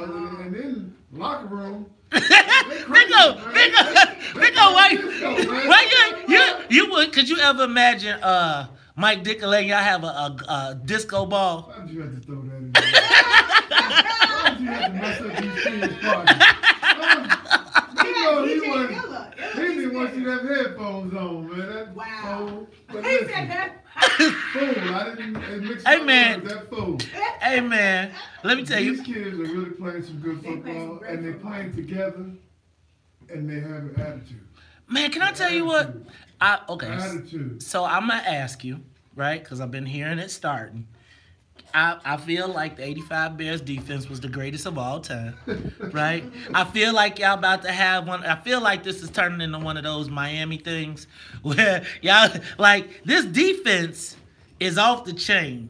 And I'm going to tell you and with the scoring, the defensive players scoring on offense as well, I really do feel in the spirit. Like, I don't really, when it was the 85 Bears, and I was only a freshman in high school, but I felt like as long as the defense to me was like, if the offense, because I never thought we had like a great offense. Right. We had like a decent offense that the defense would be like, man, we did have Walter Payton. Will it go? Yeah. I got, man, can I tell you what? Big O introduced me to all them people too. I was like, hey man, I'm the 85 Bears. So like y'all are legends in my time. Does this team have the opportunity to match what you all have done on defense? Well, different eras. It's different eras. That's the first thing I'm going to say. Cause man, cause y'all, let me tell you, y'all used to hurt people. You was like, can I break somebody's leg this week? A winning football game. Okay. Yeah. We dominated. I mean, putting quarterbacks out of the game. You can't even do that now. You can't play football like that anymore. But it's still, I say the closest team that came to us was Ray Lewis. And the Baltimore Ravens. Okay. When you talk about numbers. Okay. Talking about the most points allowed, most sacks, during the season, most held, defense. I mean, because our goal was to hold somebody to 100 yards total offense. That means 50 yards passing, 50 yards rushing. We did that 3 times. 2 in a row, 2 games in a row. That means a team never came across the 50-yard line. Wow. When we kicked the ball to Walter, he had the ball at the 45, 35-yard line. So if they didn't get a touchdown, Kevin Butler kicked the field goal. It was just that dominating. So can they be as good as us? Possibly, maybe even better. Who knows? You never know. But they can't match us. They can't match you. I don't think they can match you just because of the brutality. Just think about it's the brutality. Ask yourself this question. Going down that line, you have Richard and Wilbur on one side, me and Anthony on the other side. Who you gonna replace? Hey man, who are those kids out there gonna take out of the game? Man. Singletary in the middle. Man. Les Frazier. So how long does it take? How long does it take for a defense to gel? Like, I mean, because these guys are playing. They seem like you have a good system. Mm-hmm. And you have good players, which now they spending money. Mm-hmm. Khalil Mack is making not a lot of money. $140 million. Right, and telling you that you said $140 million. That'd have been our whole team. Look, how much did you make when you was playing? What was your max? The most I've ever made a season, was $950. Think about that, y'all. Wow. Think about our Super Bowl Bears. Khalil Mack is making more than that whole team. Yeah. Yeah. Wow. Yeah. Think about much. that. Dang. So, I mean, my signing bonus when I came out, I mean, minimum wage was $37,000 when I first came into the league. Guys had off-season jobs. Oh, wow. Could you imagine going to the store and being like, "Hello, Mr. Hampton." Like, hi. But money started turning in the 90s. You know, Right. Way. You know, my last contract was a great contract. But, you know, it's like apples and oranges right now. And we struck in 82 and 87. You know, went out there and put our livelihood on the line. So these kids to make the kind of money they make. See, I know something I was talking about the other day, how the people who really pay the price oftentimes don't reap the benefit of the price that they pay its future generations. That's why we got to protect our people when they step up. Look, it's Talk Chicago 1690. When we come back, we're going to continue this. Go Bears, Big Otis Wilson, Juan Teague, Maze Jackson, the WVON Morning Show. It's the Christmas show. We'll be back. Man. I'm gonna make me some coffee. Okay. You want some coffee, Big O? No, man. You want? Gotta start my growth. You want to give away some stuff for Christmas? Yeah, we can. I'll give away. You want to give away a pass like that, and I'll give a free night for it? Sure, we can. Well, you got to ask. We can do it online. We cannot do it on air because there's rules when you do it with FCC, like everybody has to have. But I'm happy to do it online. Okay, cool. Yeah, man, when you said the ugly sweater, man, I said, man, I don't even have one in my closet. I got to get it. Now, Big O, you got to have an ugly sweater because you like it. Can you imagine you showing up to one of your appearances with an ugly sweater? Do you know how many people be trying to take pictures and be like, man, Big O, you even like the one Mitch Trubisky had. This one light up. You see? He had a light up bear sweater on the other day. You know? They sold out. I believe it. Yeah. Like, come on. Big O, so like with the NFL, like, do you get like a lifetime pass? Like, so how do they, like, I always see you, like, at the game. I know, like, you go to the box or whatever. But, like, if you walked up to the stadium, they got to say, damn, that's Big O, right? You know what? Let me say this. The fans do, Monterey Security does, the Chicago Bear organization can give a shit. If we want tickets, we got to buy tickets. What? We got to buy a ticket. Get the hell out of here. I swear to you on my mother's grave. That's not true. I don't believe that. They have this thing where they call two alumni tickets that you have to show ID. Come down to the gate 10 and pick them up, and you can't get them every game. No, they don't take care of us, none whatsoever. Big O, do you know If it wasn't for me and my business partner that we have a suite, that's how I get in the game. Now, every now and then, I'll bother them for a parking pass or something, but next year I'm not even gonna do that. Because my guy at Monterey hooked Richard and I up.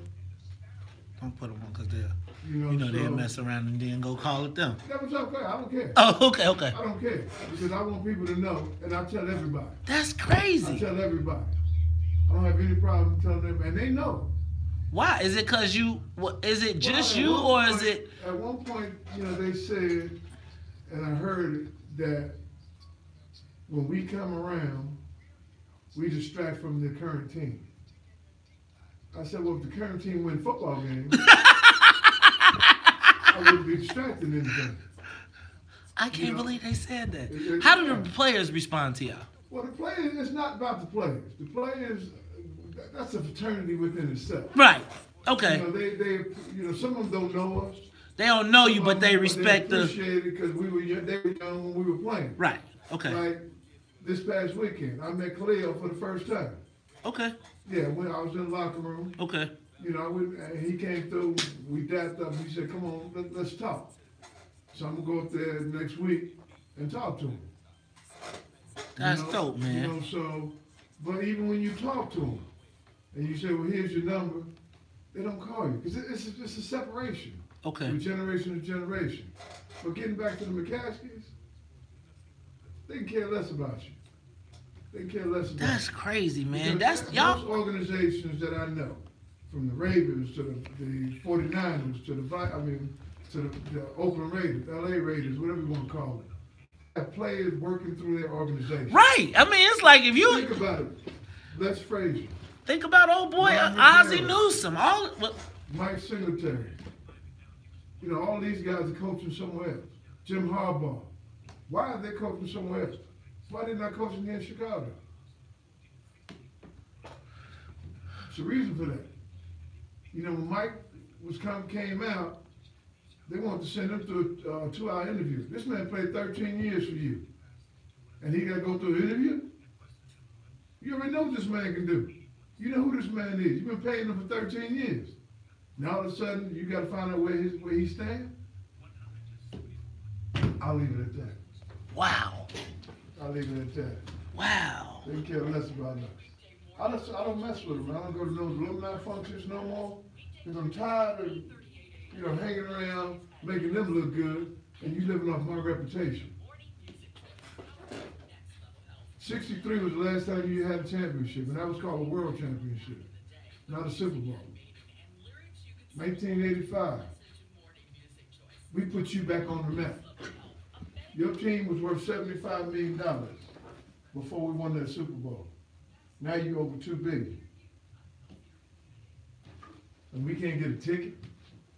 That's fucked up. A free ticket. I mean, I can get a ticket. Right. Well, shoot, man. Everybody, if you walked outside, people would give you their ticket. That's crazy to me, though. Yeah, that's why Do you understand how loyal Chicago Bears fans are to them?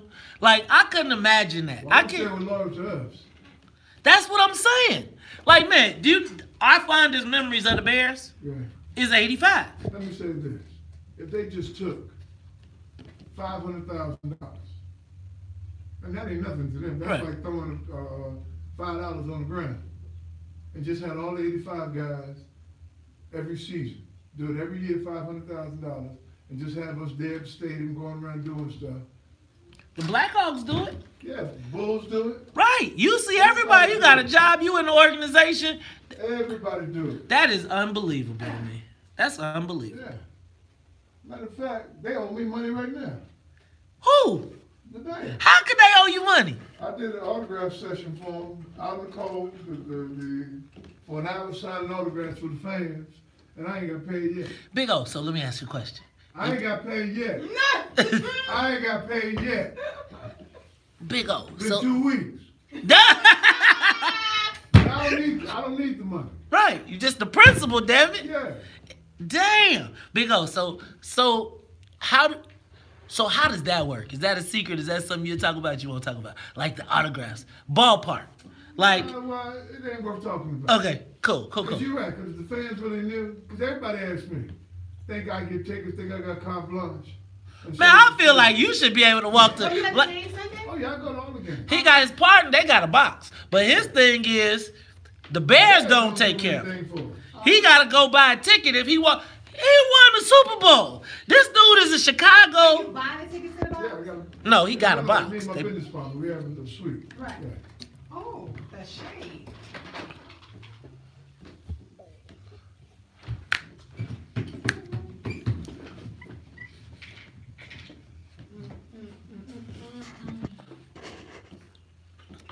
You are tuned into the Talk of Chicago 1690 AM. I'm your host, Maze Jackson. Sitting in with me is Juan Teague and Air Marshal Big Otis Wilson. Hey, go back. You know what, man? I'm mad at the Bears right now. I'm excited. Oh, and we got that donuts outside. Todd, go to the door, because we got... I do well eat my pistachio. Oh, yeah? Nah. Look, we looking for our Christmas breakfast. Y'all bring us Christmas breakfast, lunch, dinner. We want it all. We eating. Now, check it out. Big O. Talk to me. Juan Teague. Christmas. Yeah. You ever have a gift for Christmas you wanted that you never got? And what was it? And then did you ever do it? So I'm going to tell you. I had plenty Christmas gifts. What was the Christmas gift you wanted that you never got? I'm going to tell you what mine was. I came up during the breakdancing era. And although I had no rhythm and could not breakdance, I always wanted to be the guy. So I could always look like the breakdancer, But what would have made me the star is if I could have got the double cassette deck boombox with double detachable speakers. Whoa. Right? That you could take. Remember they had them and you could go. And I told my parents I went to Kmart. I picked it all the way out. I said, Mama, Daddy, get this boom box and I will be the freshest kid ever, even if I can't dance.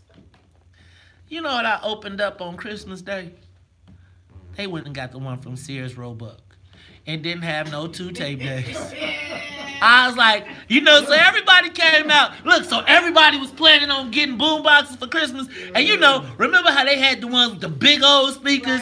They had one with the LL Cool J with the Me and My Radio. So it was like we all had a big old plan that everybody was getting a boom box and we was going to all turn on, I won't say the radio station, because I was in Bolingbrook, but it was a white radio station, but they played rap music. So Yeah. Oh my God. Are we gonna go there? Yeah. So check it out. And then, well, we go. So y'all wanna get it? Y'all wanna get it? Ain't nothing happening in Bolingbrook yet. Hey, look, watch me get Big O. Hey, Roger. Hey, man. Hey, Roger. Big O say he don't want no more Bolingbrook golf course. It's a big golf course out there, Big O. So anyway, so everybody. Bolingbrook got the best public golf course in the state of Illinois. Yeah. You better stop it. All right. I'll stand there. See that loyalty. So I love golf. I showed up. Everybody had their parents, you know how some people parents go all out for Christmas for their kids. You know their kids be having stuff they ain't even got to. Right. I showed up with my Sears Roebuck radio boombox, and I went back to being. I just knew that when I had this double boombox with the 2 tape decks, I was gonna be popular. I was lame again. Lame again. Did you ever have a gift you wanted that you didn't get? Anything? Well, let me just say this: there was 6 of us. You know, so it was a lot of Christmases I didn't get what I wanted, but at least out of the 5, I got 1. Okay. Okay. And can I tell this story? Yeah. This is a great story, I think. I mean, one of the best stories of my life. You know, I wanted the electric football set. And I know that. The Minnesota Vikings and the Oakland Raiders. Okay. And I got it. I was the happiest kid on earth. You know, I put the cotton underneath, put the tape on there to make the guys a little heavier. You know, so they just go through everybody else's guys on the block. But lo and behold, getting drafted in 1980, lining up, because the Vikings traded Alan Page to the Chicago Bears. I lined up next to him, and I am so glad that they ran the play the other way, because I stood there and watched this man for so long and played next to him for a year. And I was just you played with, so you played with one of the guys that was on your electric football. One of my heroes, man. So I can't top that. One of my heroes. Oh, can I tell you what though? So that just goes along with that Christmas story. Yeah, that's you know right. that feeling the Christmas morning, you could not go to sleep that night. Right. You want to wake up that next morning there early and just start ripping stuff open. Yes. So I had it twice. That's dope. You know what I'm saying? I kind of feel that way when you sit in the studio. Remember I came to Juan's party and I was like, that's Big Otis Wilson. Yeah, he's like, wow, that's Otis. That's Otis Wilson. Right, go talk to him. I was like, talk to him. That's Otis Wilson. And I was like, he's not going to talk to me. Right. And then he was like, you that dude that talk about Sugar Queen. And I was like, you know me. And it was a, man. That was funny. That was funny. I can't top that story. Well, okay, just it was an Atari. Oh! Okay, so can I say what inspired this? What inspired this conversation was Shanine Murray. Shanine Murray asked yesterday on Facebook, and I was like, that's a good question. I wanted Atari 2600. I never got it. Then remember when Atari kept going up, Atari 26, then they had the Atari 800, then they had like the computer. Right. I got the Commodore 64. You know what I wanted? What? A ColecoVision. Oh, I ain't heard that in a long time. Remember ColecoVision? Because first it was Atari, then it went to Intellivision, then it was ColecoVision. Right. If you got a ColecoVision, you was on and popping. Yeah. I'm gonna tell you. Those games are so simple. Yes. So simple. Remember, it was all so simple back then. Let's They're go. all coming back now. They're like selling them like crazy now. Yeah, but man, you know, check it out. Like, what's funny is you can go into the. Remember, you would get an Atari or something. I never got an Atari, but you get that game, and then the next thing they would release all those cartridges. Yeah. Now you can go buy a retro Atari, And it has all the games. and it has all the games already built Yeah. into it, and they even got the joystick with you. You know what I was thinking about it. I used to. Joystick. Thi- You need a joystick. But these things, nowadays, man, remember joystick was one stick and one button. Right. You could move left, right, up, down, or fire. Nowadays, they got these joysticks. I'll be like, pass. No, I don't want to. Let's go to the phone lines. Brother Hall, you on the Talk Chicago 1690. What's up, my brother? Happy holidays. Let me say this right quick. My Christmas dream came true when I met that brother in Moriano, Otis Wilson. He's a good, solid. Well, thank you, my brother. Thank you. Yes, sir. I mean that. Let me just go right to, if I had a chance to give a gift away, Maze, I would give the keys to the city to the unfortunate ones that don't have any place to go. Actually, I would stop reporting our people from their homes to the viaducts and many instances to some of these unapproved lands out here where our people have to go that don't have the good running water or the proper water. So if I had to give something up, brother, it certainly would be to try to help the dry bones, the downtrodden, the people who have less than ourselves. And listen, on that note, happy holidays to the WVON family. Hey, thank you, Brother Hall. And I'm gonna tell you, Brother Hall is always down there doing it on the low end for the community already, working hard. Hey, y'all, gift you didn't get? What else did I not get? You know what? Can I tell you what else I wanted one time? What? I wanted 2 turntables and a mixer.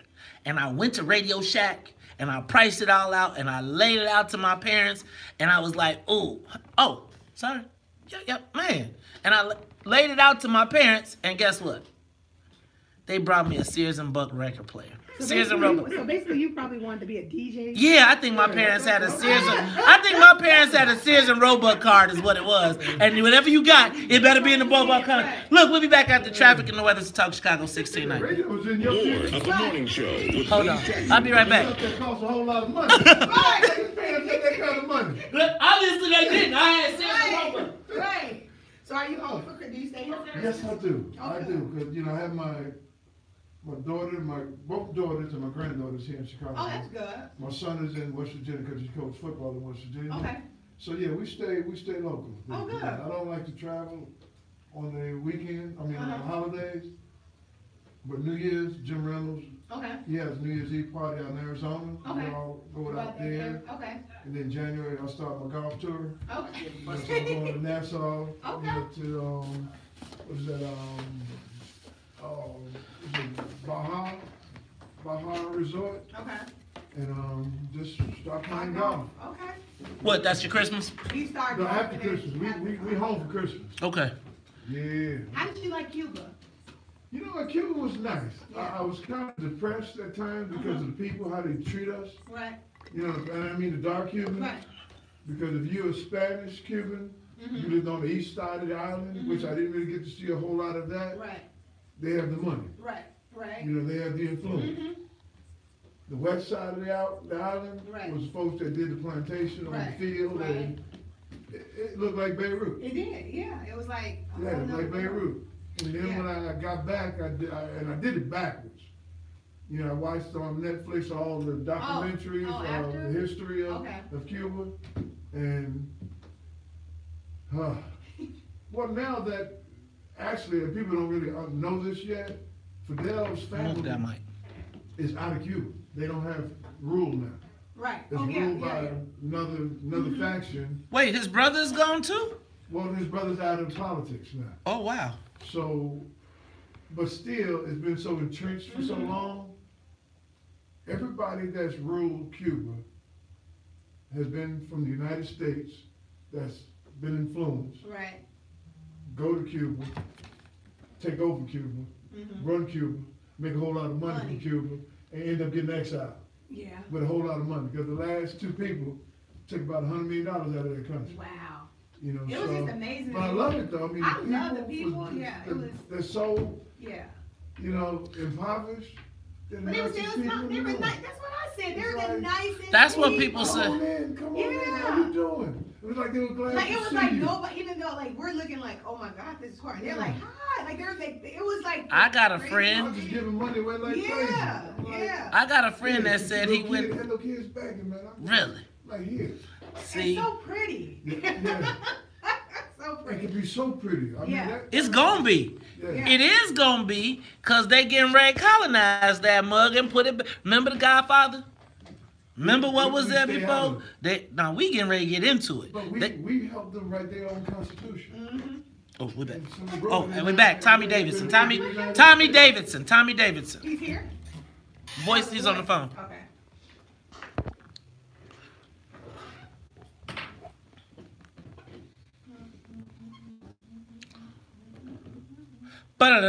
You are tuned in to the Top of Chicago 1690 AM. I'm your host, Maze Jackson. Sitting in with me is Miss Juan Teague. You know her from the Freehand as One and Only events, as well as Super Bowl champion and our own Air Marshal, Big Otis Wilson. Now, y'all, let me tell y'all what. You know, I am a 90s TV, 80s, late 80s, 90s TV guy. Remember, because I told you I had two options, work or church. And if I wasn't at work or church, then I had to be at home. So I would be working so I didn't have to go to church because I didn't want to have to go to night service on Sundays. Because night service on Sundays meant that I didn't get to watch rock or In Living Color. Now, that has got to be one of the classic. We just had Michael Collier who did Def Comedy Jam. But man, I'm going to tell you what the Wayans did with In Living Color was lifetime impact when you think about some of the stars that came from that we still talk about today. On the live line with us today, y'all, is one of those stars. Yes. One of the funniest guys that I knew back in the day, Mr. Tommy Davidson. Tommy, welcome to the WVON Morning Show. How are you? What's up with you, man? What's up, man? Everything good with you guys this morning? Good morning. Man, everything is great. Everything is great. Tommy, now let me tell you, I came in this morning, I was fired up because my producer says, Maze, you got a packed show, but Tommy Davidson is going to be there. I was like, man, I'm fired up. I got one question. The first question I got to ask, though, man, I got to ask, Tommy, do you still talk to Halle Berry? Because, I haven't talked to her. I haven't seen that girl in about maybe 6 years. Wow. But I talk to her. I talk to her if I see her. I just ain't seen her. She's just been busy, I guess. So the reason, you know what, because, man, I'm going to tell you what. I remember In Living Color, but I never will forget Strictly Business. And I think about that movie. I mean, I remember Hump Up, Hump Down. I just remember all of the classic moments in that movie. Tommy, talk to me. Tell me, what have you been doing since then, my brother? I'm traveling the world. I just completed a show called Vacation Creation where I took families on vacations around the world on cruise ships. So that was a nice, good, long 3-year run. And now I just wrote a book called Living in Color. And that's the next venture, along with my comedy special and whatever follows that, you know? Okay. It's about time. You said, Tommy's from the 90s. I'm ready to roll. Well, Tommy, I'm going to say this, man. You are in Chicago tonight. You got 2 shows tonight, 2 shows tomorrow at the Improv. What can people expect? Expect the unexpected like always. Expect the unexpected like always. Always bring it. You know, there's no one like me. I mean, in comedy, everybody does karate. I do kung fu. Now, Tommy, talk to me, man. Tell me about, because, you know, In Living Color produced quite a few celebrities. Are you pleased with your career trajectory? Oh, yeah, man. Uh-oh. See, that's the conspiracy. They always be trying to hold a brother back. We got to get Varnell Hill and get this taken care of. Hello? Oh, there we go. Tommy? You still got me, right? Okay, we got you. Go ahead. You were saying about your trajectory. I mean, this is all the different things that I've done. The Proud Family was something, you know? The Black Dynamite was another one. I mean, I've just been able to be versatile. 3 comedy specials, you know, 16 movies. I mean, 16 movies. That's blessed. Good Lord. Now, Tommy. And still rolling. You know, toward the world in different ways. You know, military. You know, just how can I beat it? You are right. Big O, you had a question for Tommy? Yeah, hey Tommy, how you doing, man? I just want to say I really enjoy you and keep up the great work. And when you ended up in color, you did one of my favorite characters. No, well, not one of my characters, but I'm saying you did a character, Sammy Davis Jr. Oh yeah. Man, I just love when you did that, man. So, hey, keep up the good work, man. Keep doing that, man. Throw that in there tonight. I'll throw it in there. I'll throw it in there right now for you, big man. Yeah. Now, Tommy, let me ask you real quick, man. Talk to me about comedy today, right? Comedy today versus back in the day, because it seems like there's so many YouTube comedians that have like these comedy sketches, but then when you put them on stage for an hour or to deal with an audience, they're not really funny. Talk to me about what it takes to control an audience and to be able to be funny and relevant live on stage, not YouTube. I'll talk about my experience. It's hard to be funny without an audience. So, you know, now you can do comedy without an audience, get 1 million hits, and people will think you're funny, you know. But the thing about funny is you actually have to make people laugh to be funny. So if you're sitting on your phone or sitting at home on your computer, it's different than standing in front of live people. That's the true test if you're funny or not. You know what I mean? It's like water. You know, somebody can tell you it ain't hot, but stick your hand in it. Now, Tommy, because I've seen so many people that have risen from the YouTube era, but let me ask you a question. Talk to me about what you've done to maintain your longevity in a world of these comedians that are popping up all over the place. Just having a good foundation and being a great performer. You know, just knowing my basics. You know, and going beyond my original potential and reaching like just galactic potential. You know, just having no limits. Now, I see the comments that are out here, and a lot of them are really, really good. You know, but to be really, really, really excellent, you got to maximize all your strengths, man. You know, and a lot of them have not done that because they haven't spent a lot of time on stage. Who's top of the game to you right now? Me. So, and I, you know what, and I admire that. Let me ask you. End story. Okay. End story. Because wouldn't Brady say that? Oh, you're right. You are 100. Jordan say that? I think Jordan and Brady and all of them would say that. But let me ask you a question then. Who do you consider your peers? All of them. All of them. I mean, everybody is you know, I say that to say, you know, humbly, you know, I always say I'm the best, and you know, who do you look up to, and this thing, and then I always go and see a comedian and say, well, I'm one of them, and then I go back and say I'm one of the best, you know, I'm one of the best, you know, but based on my skills and what I've worked on over the years, you know, put us all on one show. And I bet you'll see. Oh, look at that. Tommy saying he is. Tommy Davidson, like, man, put him on the King show because he is one of the kings. The king. The thing about it is, you know, you'll get a lot. Everybody is really, really good. You know, but it's not like sports where you get to see who is the best. You know what I mean? That's true, man. Ooh, maybe we need to do a comedy.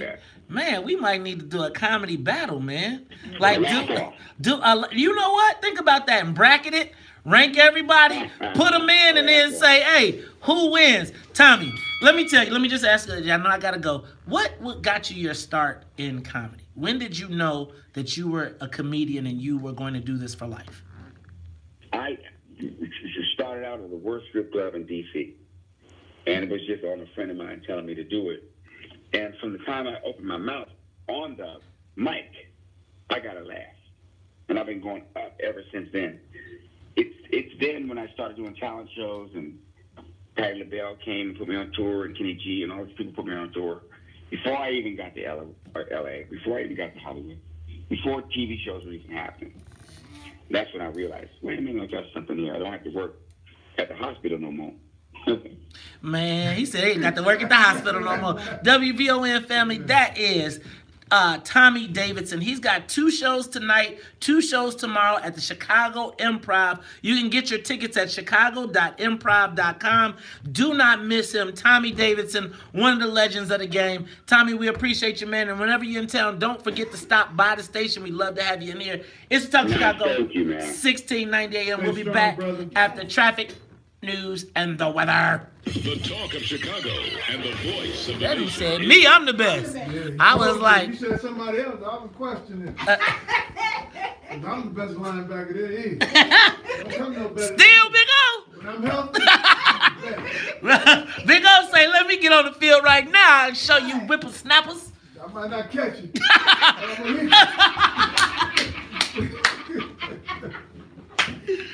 Oh, I love. I ain't got no speed no more. I still got the power. Oh my How long you been goodness. doing the show with Mace? How long y'all been doing Since Since a week, since a week after yo, my backyard thing? after that party, a week after. Man, you. I'm gonna tell you though, cause Silent Night by oh, Temptations. we gotta say Axo. Okay, this is from Axo South Shore. That was Brian Hudson. Y'all want a donut? Oh yeah. Hey Sonya, you heard that song? Here, I'm putting on that. Oh yeah. You gonna remember his name? Yeah, no, Brian. Oh, I'm just making sure. Yeah, I'm not tripping. Why you gonna read the whole thing by us? Yeah, you entice us. Right. We're gonna need these. Right. Is it a caramel one enough? If it's a caramel, toss me one. Nope. No harm. No caramel. All right, y'all. Anybody want to win? Anybody looking to win tickets? Harlem Globetrotters. I wonder if that blue here. They gotta put that donuts on the west side because I got stands. What the name of it? You got what? We got stands and do-right. Stands and do-rights are the donuts by me. Oh, yeah. We don't have any black donut people. You do right down this way, too. All I want for Christmas is you. Now y'all know I love me some Mariah Carey. Why you say it like that? Cause I love me some Mariah Carey.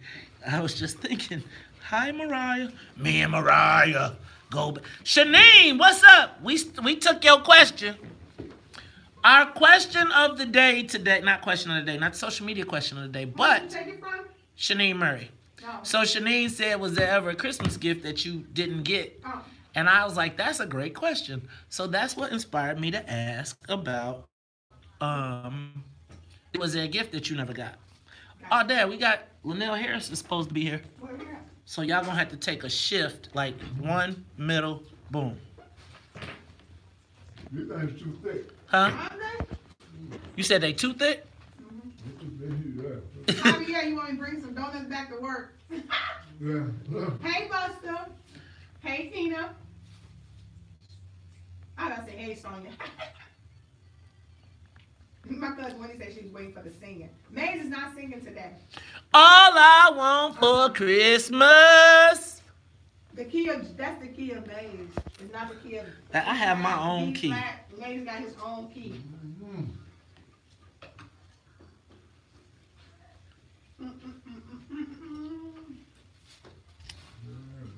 Is Linnell here? Is he here? He's supposed to be. I don't know. You know, time to squeeze him in the dough. If not, I'm still trying to see what Christmas gift y'all ain't get. Is he here? Yeah, he just pulled it. Oh. What size you want more? Where you want me? Just put him. We just go. You stay there and just put him right there. Okay. No, wine scoot. This way. Bam. Oh, put him right there. Wine, move just a little bit. You can either move closer to O or, yeah. You know, why don't you sit on O's lap?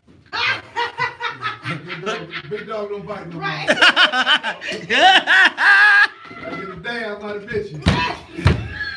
You are quick with it. Oh, Lord. The dog is so busy. no, Juan, take a step over, cause you gonna Wow. Oh, good one. Full service here. Here, turn them around so the people can see. What? Turn the donuts around. Oh. Get y'all some dats too.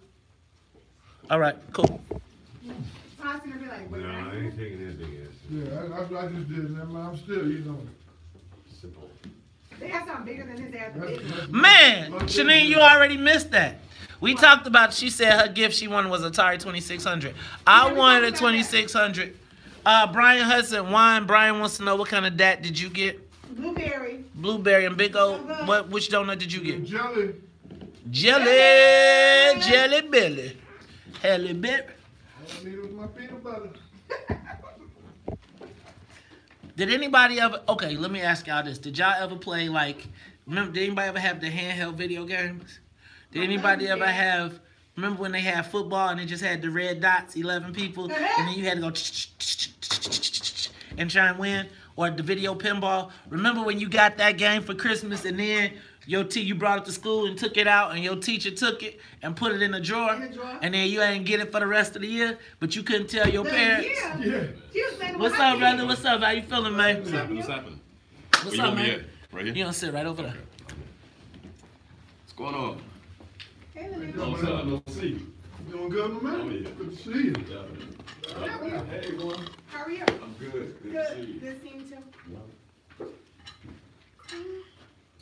So, I think it was that little small Pac-Man game. Man, all them. Then remember when they had the tabletop Pac-Man that it was this big, and then you could use the little joystick. Hey, y'all talk about that Galactica game yet? That too. With the ball. Wait. You remember that one with the ball? Oh yeah. I actually had a Galactica video game at my office, and when I got old, I actually bought. I also had, what's the golf game that everybody used to have with the ball? I bought that game too. Somebody, man. Yeah, when you pull it back and then you. I used to own that. Somebody. You did that one? No.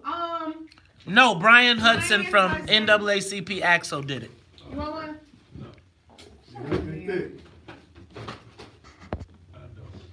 I was doing real good. Man, I never got no Jordans. Neither. I didn't have no name brand shoes. I had the slickest pro wings, the white ones. Like all you had to do was watch one of the toothbrush. Yeah, I know exactly what. But like you could run. I ran out of them in 3 gym periods. I had some. They look fresh because actually when you first got them, they looked like the Reeboks. Yeah. And then when Reebok was cool, then you played basketball for 3 periods. Man, by the time them suckers be on the ground, and your parents be like, "I told you not to wear them shoes to gym class. You should have wore your Kmart Converse." Remember when Converse was at Kmart? Y'all remember that? And they used to come together and they had them. And they had the little white thing that kept Kmart, Venture, Zare. You could get, and then you was trying to get you some fake name brand shoes, and people would be like, "You got them from Kmart." Yeah. I just got some slick Converse from Don Steve Collection. Slick Converse. They super slick. You still got Brooks. Dominique Wilkins won. We back, guys.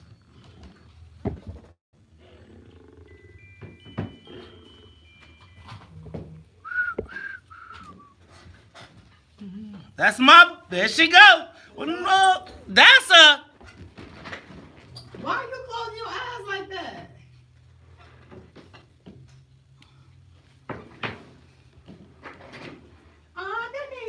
Christmas tree, I just want you for my own. But no, all of it wish come true. All I want for Christmas is you.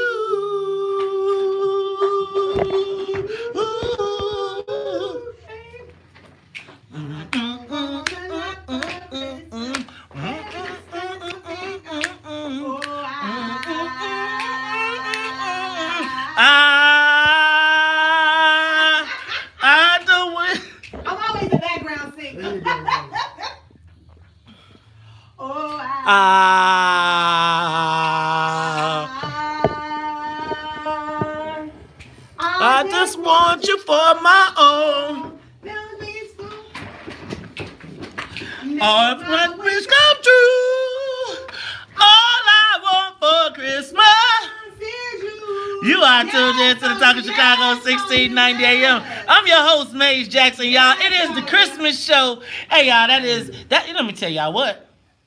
So I don't know if I'm gonna get in trouble, but I sure love me some Mariah Carey. Yeah. Big old, you know what?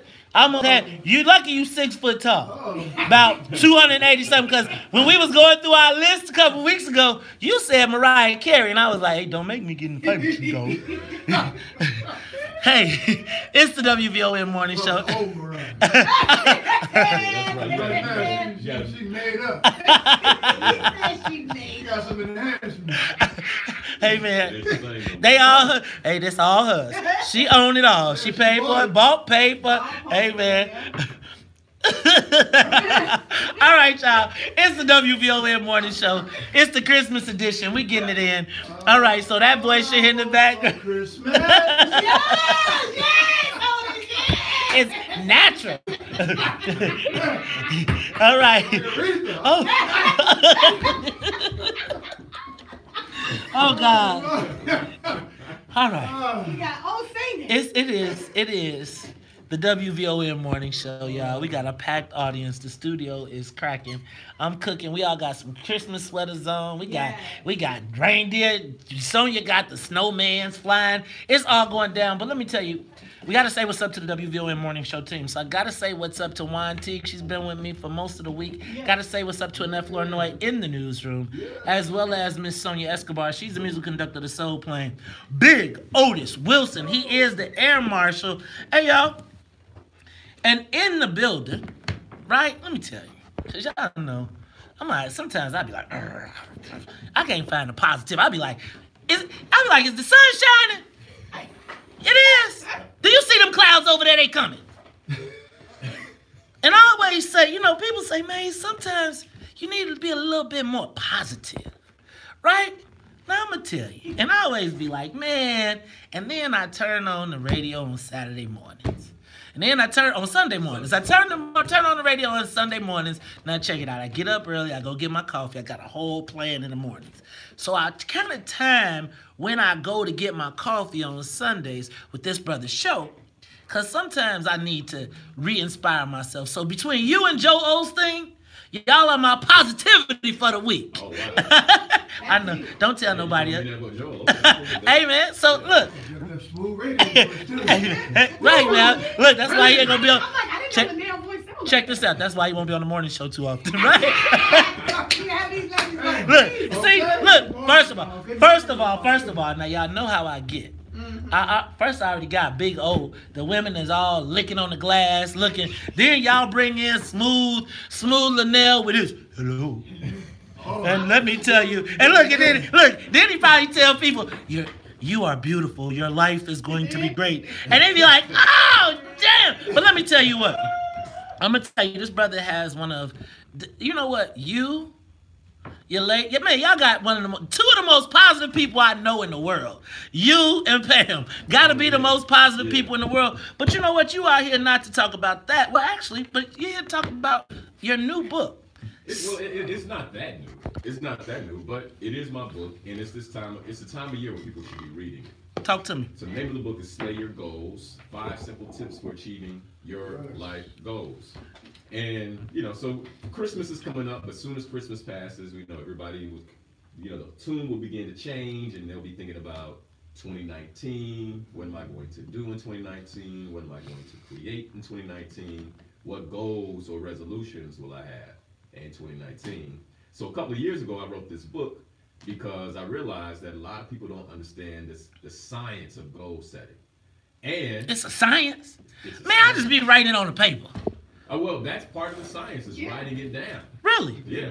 Help me understand, brother. So you're 90% more likely to achieve a goal if you write it down. Really? Right, Maze getting a TV show down. Everybody, put that on the paper. Go ahead. Well, there you go. But if you write it down, and then if you time bound it, so you got to put a time on it. By when do you want the TV show? By January 1st. What? Realistic time? Realistic goals, right. Okay. Realistic goals. But you time bind it, right? So you're like, okay, hey, I want a TV show by, let's say, the end of 2019. I want to have a nationally syndicated television show. Yes. Then you can write that down. And then the idea is that you create a vision that you can see, that Maze Jackson can see, using your 5 senses. So what does it smell like in the studio when you walk in? What are people saying to you when you walk in? You know, what does the makeup girl look like? How does it feel getting makeup put on before you start the morning show? How early you got to get up? Because I'm assuming you get up early now. Yeah, I want a late night show for the record. Show. I want a late night show. Let me just be clear. As much as I love these mornings, I prefer late nights. But those are all the things that I put inside the book to help people understand the science of goal setting. And I offer the book for free online. Oh, well, man, you're going to now. How do I get the book free online? SlayYourGoals.com. Okay, now, Linnell, I got a question, man, because, you know, I have these goals that I have, but I always say, not really me. Like, can I really do that? Like, honestly, I am, for all of the outside persona, it's like inside there's this person that's like even with Big O, right? Like being like, man, I'm not. How do you know whether you're setting realistic goals or unachievable dreams? Well, I think it's a process, right? Because we all have the potential to do whatever we want to do. One of the things I say, if you listen on Sunday mornings, so we all have a seed of greatness. Right. So I was listening to Big O when I was coming in, and you said that the 85 Bears, you all set a goal that seems to some likely as unrealistic. But you pulled it off twice, back to back, which was to hold a team to 100 offensive yards. I mean, now in today's league, or even back then, that could be considered a real stretch goal. But they set the goal, and then I'm sure you all had, certain milestones and action plans, and even how you worked out and trained to achieve the goal. Exactly. Yes. Yeah. All right. And was it easy? I mean, was the training process easy to get there? It's a like you said, it's totally a process. But first thing you write it down, you see it, then you believe it, and then actually you achieve it. So let me ask you a question, right? Because you know what, Big O, you have set goals. You set goals as a football player? Every day. Really? Goals every day as a business person. What? Maze, you set goals. I'm gonna tell you, everybody around this table is successful. We all know each other. Okay. Right? All of us have done things in our respective industries that people can be proud of. We can be proud of. Right. So you already said it. You're like, there's a science to goal setting? All I do is write them down. And that's part of the science. So most of us already know how to set goals. But what happens is there's like little small intangibles that are missing to really taking it to the next level. Well, you know what? When we come back, I want you to explain those. Because I always be feeling like I wrote it down. And I'll be getting 1, 2, 3, 4, and then I'll be like, dang, this is a lot of work. So I want to talk about how do you stop those distractions and the things that get you away from achieving your goals. It's the Talk of Chicago, 1690 AM. That's all they come to. Man, what is up with this Barry White voice? Who? One, you know the problem. I'm telling you, he's trying to steal my job. I'm paranoid. Because he don't be at well today. Like, we like family. Hey, man, I get up this early.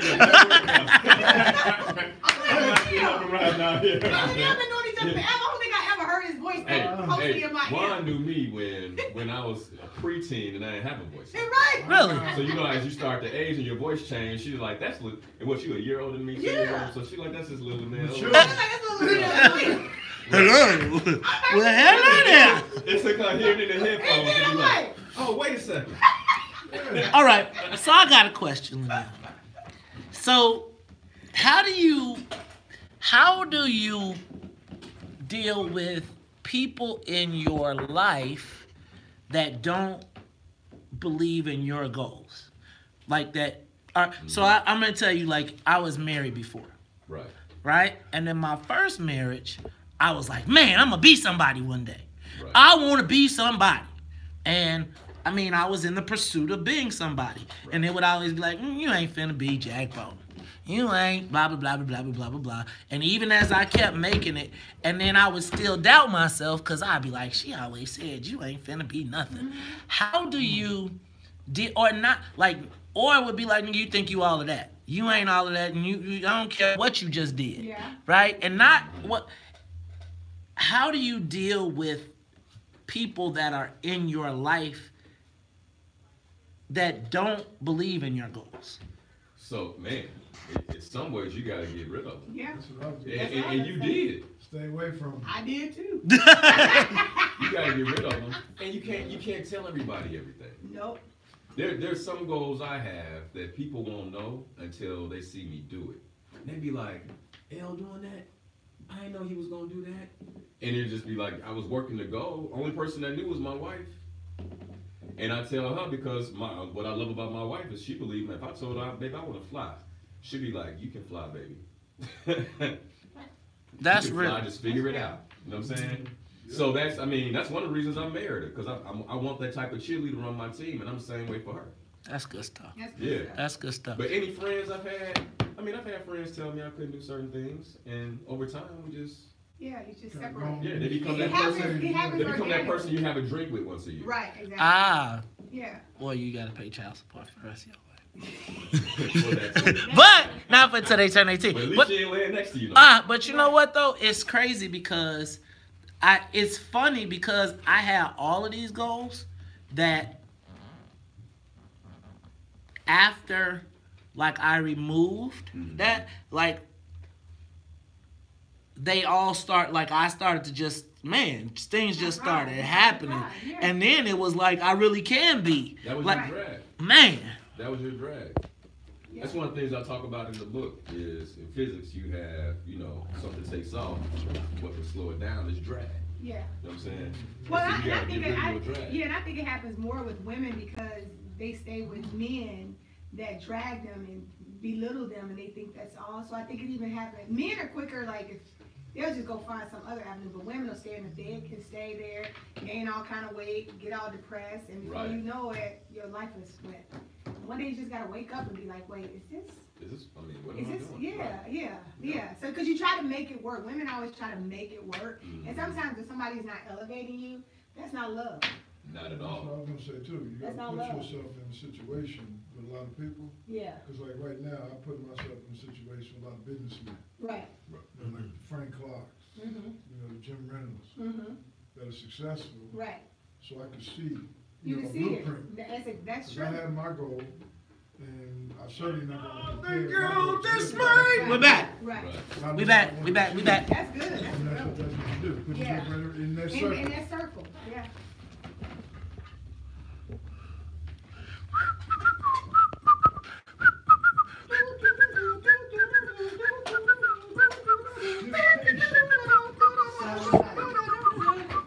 Merry, Merry, Merry Christmas. Merry, Merry, Merry Christmas. Merry, Merry, Merry.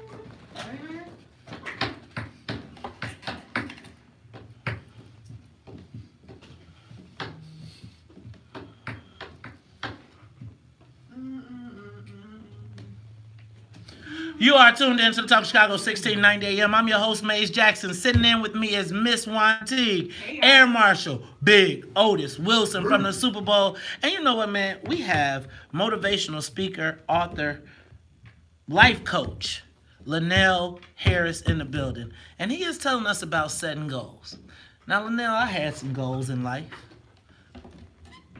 In the first phase of my life. And I had people, places, and things that were embedded in my life, but they were obstacles to my goals.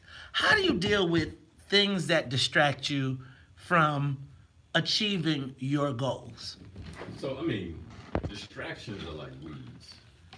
So think about that, right? Your goals are like the seeds you plant in your garden, and you know what the harvest looks like. You have a vision for your harvest. Okay. And then distractions or people who are trying to pull you down are like weeds.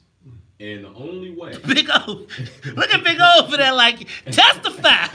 But the only way you're going to accomplish that goal or experience the harvest that you want is to pull out the weeds.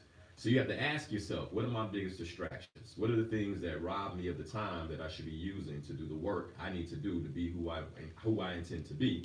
Or who are the people that are my biggest distractions? What if it's your family? Well, you can put distance between you and your family. Yeah, I got cousins that I don't see as much as I used to see. And if they listening, I love you, cuz. But we just on two different paths. And by the way, people begin to understand that. mean, there are things that I have family members don't even invite me to because they're like, y'all, you know, he ain't gonna do that, man. He ain't getting down with us like that. He on something else. Great. And by the way, when it happens, you can't get your feelings hurt because you've created that. See, I be feeling bad when people don't invite me to the liquor parties no more. Nah, man. And I feel bad when the people don't invite me to the hot, like, you know, I used to be one of the hot guys. Like the guys that, man, if it was happening, we got to get Maze there because I was going. And I feel like as I've tried to become more of the person that I want to be, all of the cool, I don't get the cool invites no more. Well, hey, you know, they say it's lonely at the top. And I don't believe it has to be lonely at the top. But what I do believe is the people around you, you have to select when you get to the top. You have to be very strategic about who you're spending your time with. Jim Rohn said, you are the average of the 5 people you spend the most time with. Who's that? Ooh, dang. Jim Rohn.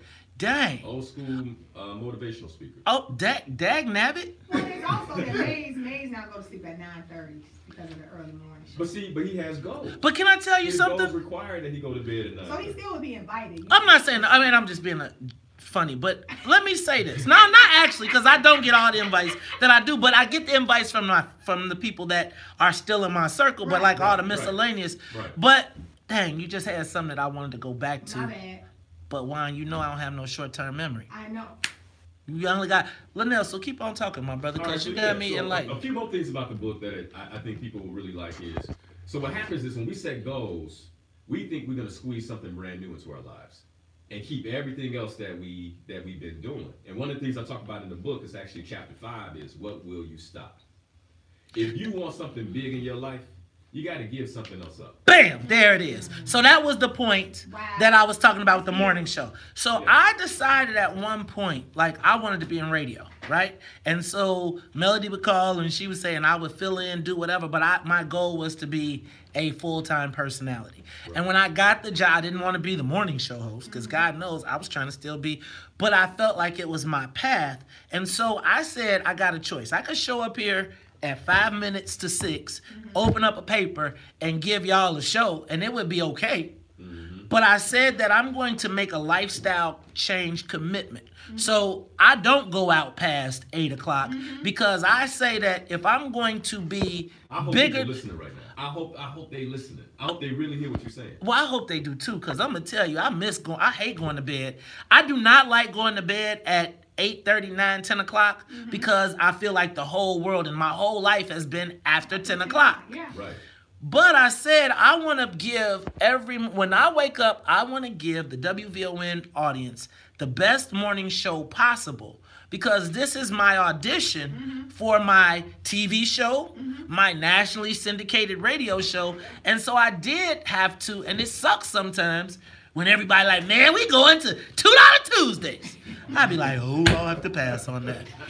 Give me some more things we can learn, Linnell. Well, will you stop? So I love it. Here's the other thing.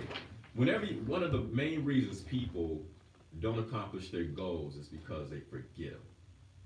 And that might sound wow, right? But think about how many times all of us, right, have set goals, and we like, I'm gonna do this. Right. And then 2 weeks into the new year, or 2 weeks into setting the goal, or even after the weekend, Monday hits, and you like, now what did I say again? How about this? Even if it's 2 hours after you got through, because I come up with some of the best ideas. I'll be like, I have solved the world's problems. And then I'll be like, I kind of forgot. Yeah. Exactly. So what you want to do is you want to affirm your goals. So a practice that I have a one-pager. It's right there in my bag. I can pull it out. It's laminated. I have a one-pager that all my goals are on there, as well as affirmation statements that align to my goals. Right? And it's one of my secret weapons because I never forget. And here's the thing. Anybody who's going to take themselves to the next level, they're creating goals that scare them. I'm sure that all of us have goals that scare us, right? I had that conversation yesterday. Yeah. And so when you have a goal that scares you, your survival mechanism or your governor, right? You think about a governor on a car, right? Your governor, like you go to 100 miles or 110 miles, it won't go any faster. You're like, I know my car can go faster than this, but the governor on the car won't let it. Right. Well, as human beings, we have a governor. I stole that from David Goggins, by the way. But we have a governor. You discovered it. I discovered it from him. Right. And so many of us, when we set big goals that we're afraid of, we start to go as fast as we can, but the governor will kick in. Man, that's so real. That's so real. I'd be like, oh, we about to get it. And I'd be like, you know what? Let me think about this, because if I am successful, like I almost think like sometimes when I'm right there, I'd be like, oh, I'm not gonna talk to him, because if I do, I could lose here. It's gonna change everything. And it'll change everything. You know what, Linnell? I don't know what your clock is like, because I really like what we doing here, but I gotta go to traffic and the weather. If you got some time to hang out, then we'll let you stay and hang out with us. Man, you know, some of the things you're talking about though, like I do them, but I feel corny for doing them. Like writing down, like I have a dream that one day I'm gonna be famous. It works. Oh, it works. It works. And then I'd be like, and you know, like when people say you should come to my vision board party, I'd be like, yeah, that's cool. I be feeling like, man, that's what the yogis do on TV, man. I'm gonna tell you. Well, we're gonna talk about what works. Plus, we're gonna continue our Christmas show, because I still want to know what was your best Christmas experience too. So we'll talk about all that, and let's see if we can work all of this together. It's Talk Chicago 1690. We'll be back after traffic and the weather news too. You see, she got the spa music playing in the background. One of my, Les Brown. Yeah, that's why I read all these books. Yeah. Maybe He said something about your iHeart. Oh man, Les Brown. The internet is busted. Something is going on with the internet. So when the internet goes, I'm using my own. Oh, they could use mine. Huh? They can't use it. It's the hardwired. Right. You know. Right. I get them for the 70,000, Like, I'm doing a vision board. I haven't done a vision board party in 10 but I get a room. And I'm like, when I used with to do 200 vision people, board and parties, it's totally I different always atmosphere. follow And it. So then I'm doing it. I was doing it all for all girls. I think I should probably do it for like guys too. The more I did it, the easier it got. And that's how it always works. You expand your. Man, I went to this financial conference over the weekend, and they started the conference. The guy got up, corny dude, but he was smart. And he got up and he was like, repeat after me, your comfort zone equals your money zone. I was like, damn. Yeah, I mean, it was real simple. Right. But it was one of those simple things, and people were saying it. I'm like, I don't think they understand what this man just said. Right. Your comfort zone equals your money zone. Yes, and a lot of people broke because they don't want to get uncomfortable. Yeah. Wow. Yeah, it was this, I was listening to this one pastor's name was Hart Ramsey. He was basically saying that to get to that zone, you have to be uncomfortable. You have to be prepared to be uncomfortable. I think about all the moves I've made in my life that have translated to some level of revenue. You know, even this, like when you start this show, you were uncomfortable. I know you were. You sweating, all kind of stuff. That's how it was for me on my show. You're just uncomfortable. You're like, nobody know, but I had to come up out of here and change my shirt before I walked outside. So I wasn't catching pneumonia. You know what I'm saying? But then you come here now, you comfortable. I'm comfortable, but I'm still, like, you know, always, every day I'm like, damn, I missed this. I didn't do this. But you know, too, I'm thinking about this, what we're saying, what we're talking about. Sometimes that fear and that uncomfortability is really that mechanism that teaches you and trains you to be the best you can be. Yeah. But it's overcoming that fear. Yeah. It's overcoming the fear. Well, the great God is full of people that what left with their dreams and their goals. That man. That's true. Y'all should come to my vision board party. Yeah, I should come. Next Saturday. Next Saturday? 1 o'clock. Yeah. I'm gonna invite me. At first I was doing all women. Now they gonna invite some guys. Y'all Because I know guys would think vision boards was cheesy. No, I do a vision board. Let me say But I think I'm gonna send everybody your thing to read your book before they come. I think that'd be great, it's free. right? Yeah, it's free so they can just download. Here it comes. Tanil. Can you buy it too? Tanil, here it comes. It's gonna come in this break. It will come in this break. It will come in this break. I gotta do a hard. You've been, yeah. I keep telling you that. I keep telling you. You ain't running nothing. You hard-headed. I haven't told you like 4 times. Who showed this? You saw my plug? You saw my flyer? Right, right. I was like, could I get on the flyer for? Look, it was like one the Maze Jackson show. I was like, but that's a Maze Jackson. That's exactly how I do. I love me. See, once again, y'all better just redo this, because you see how they keep coming in here with these cutoffs? Because, just so we clear. Change your middle name to Patty. I am. My name is Petty. I'm Petty Pendergrass. Your show. I just showed it to him. I was like, was like, hold on, look. She got the nerve to tag me in it too. I was like, hell no, I ain't putting that on my page. It's like, duh, it's the one. I did not have an official picture of you. You didn't ask. She didn't ask. Now, let me just tell you, as vain as I am, all you gotta do is say, man, do you have a picture? I got 50. Pick which one you want. I'd be like, would you like a photo album? I did not make it. My graphics person made it for me. That's hilarious. Well, yeah, this show was like 12 years. Right. I was like, then she put my name in white on top of the yellow. So you really can't see it. It's like, one, da-da-da-da. Oh yeah, May's gonna be there. He gonna be there. He gonna be there. Guest star in May. I was all nervous too because I was like, May, look, I'm just gonna be me. I don't know. I don't know if people gonna like me. I'm telling you, now we gotta get tired in here. We gotta get you. We gotta get tired in here.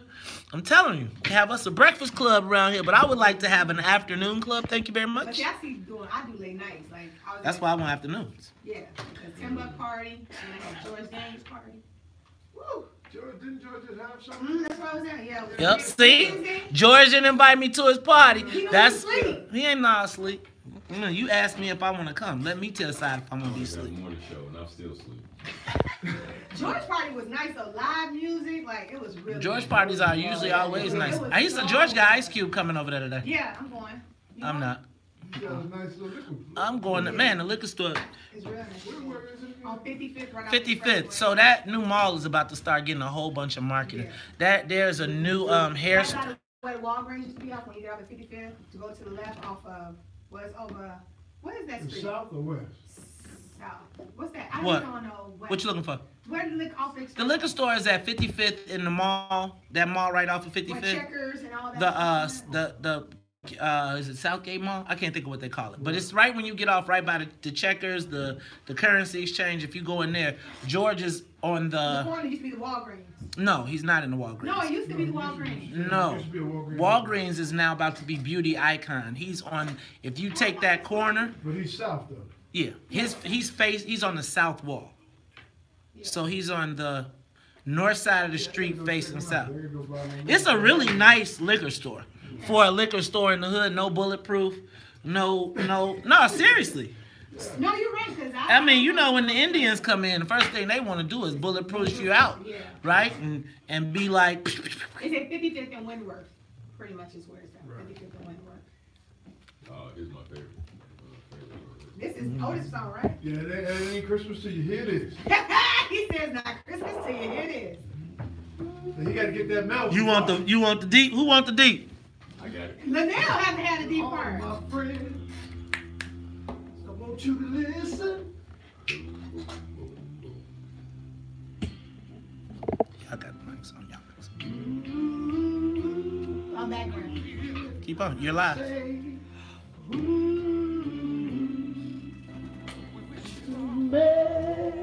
Merry Christmas.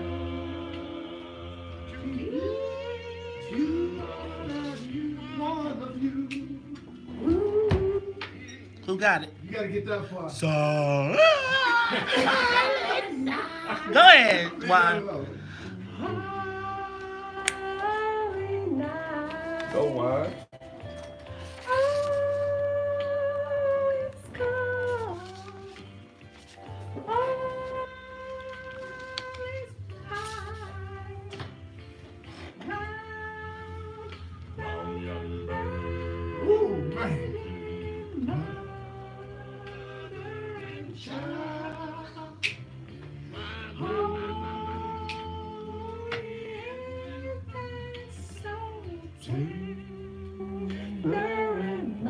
It's May's part. Maze?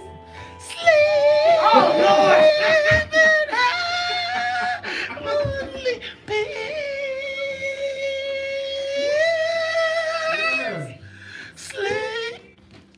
Sleep in heaven, heavenly peace. One more.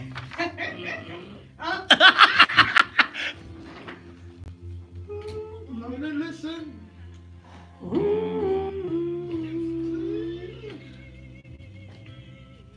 Merry Christmas.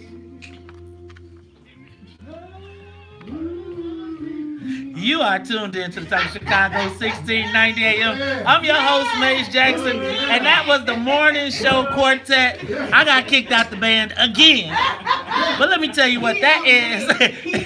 That was the Temptations' Silent Night, Holy Night, with backup sung by the WVON chorus. Look, we had the Den chorus, right? Because we had Juan Teague on the soprano. We had Linnell Harris on the bass. We had Big O as the tenor. Yeah. And Maze Jackson.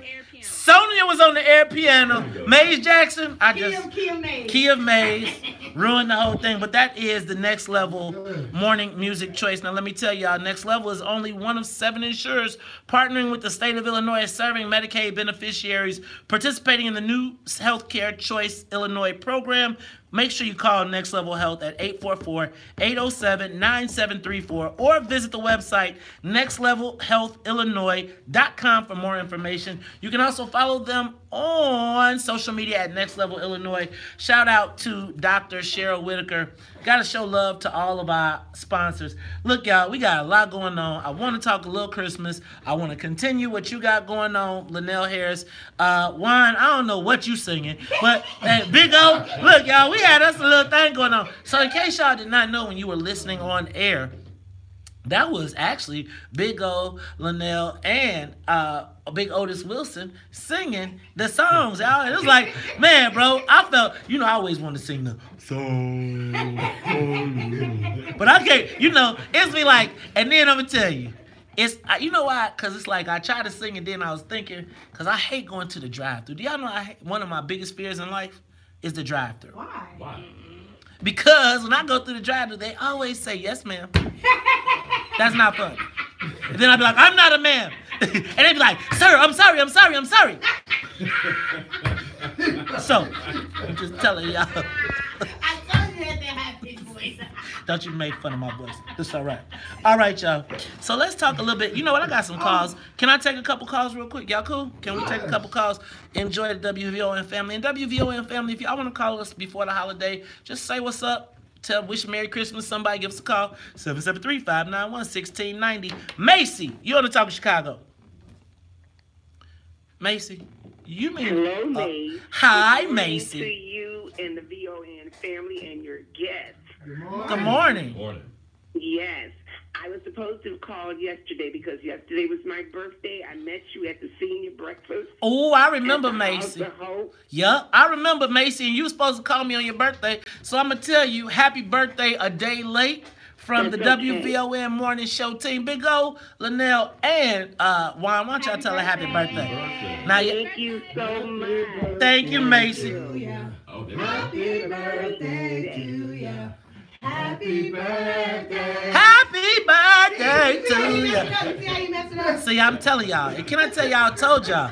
I was, think about being the preacher's son and you can't even get in the children's choir.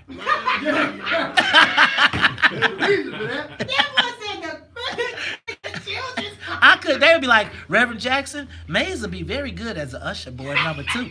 All right, Karen, you on the Talk of Chicago, 1690. What's up, sis? Well, good morning, kings and queens. Happy holidays to all of you all. Happy holidays to you. Listen, I don't have to say anything. Linnell Harris is there. My biggest wish is that we will all go to reading and being positive. And you got Linnell Harris there, so I don't have to say much. But I also want to say, hey, I want to hear happy birthday because my birthday is Sunday. Everybody enjoy their holiday. And let's give more love. Let's give more wisdom. And let's read more. That's my Christmas wish. Enjoy your weekend. There it is. I'm going to tell you what.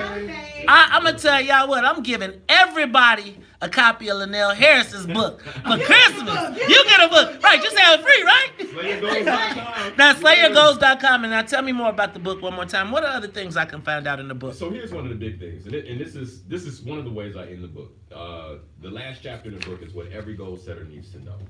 And I think many of us, when we set a goal, I've heard this way too often, Maze. They set a goal, person sets a goal, and then they encounter resistance, they encounter obstacles, they encounter barriers, and they say, oh man, that must not be for me. That's the easy way to do it too. It's not for it me. must not, the Lord.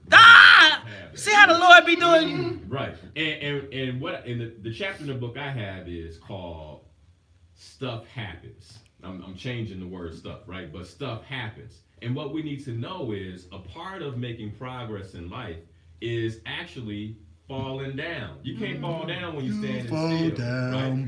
Or hitting potholes, right? Or running into walls, because that means that you're actually making progress. You had some type of momentum, and that's the only reason the wall hurt. You know what, man? See, man, that's pretty deep. You smart. You is kind. Hey, man, this is what happens when people know you too long.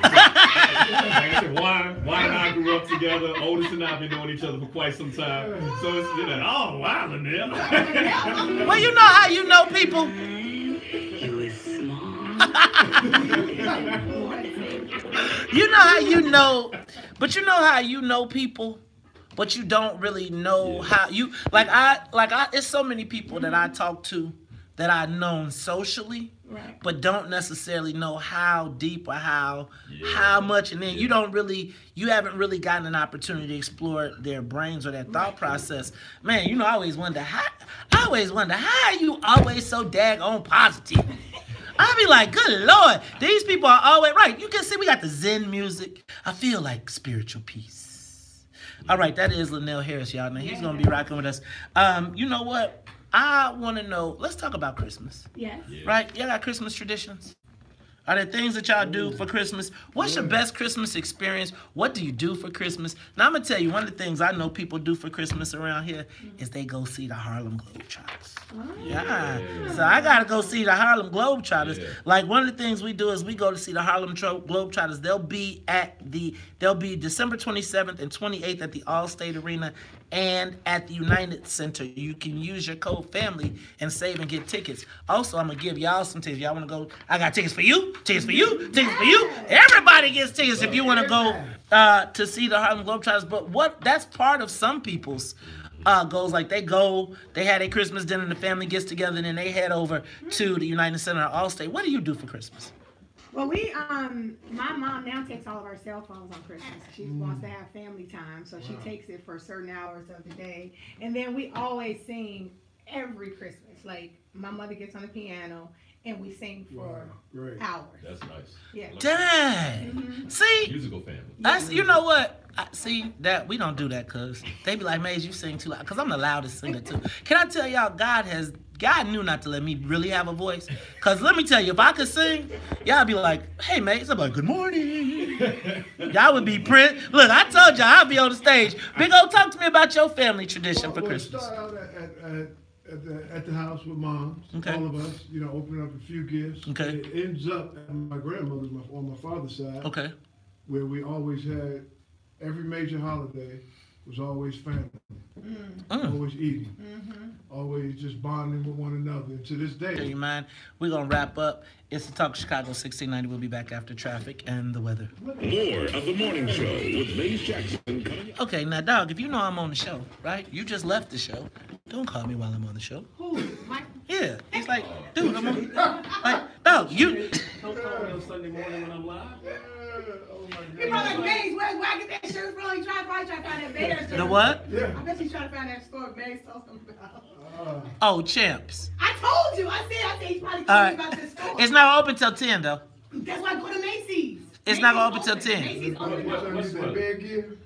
Go to Macy's, she said, if not. He's going on ABC, Peace. and they want to talk about the Bears, and so he wanted to get some. I told you that's what he was calling you for, to find out what the store was. He getting Trubisky sweater? Yeah. He better not. He better get a Mac. There you go. Man. Well, he maybe need to text him what player to get, because he didn't know nothing about it. He thought Walter Payton. Right, he gonna walk. I'm talking about the sweater Trubisky. He goes old school. He thought Walter Payton was still alive. Oh my God. He sure did. He did. What? That's not good. Where's he from? Chicago. He told y'all he been getting high for 23 years. He missed all of that. He missed it.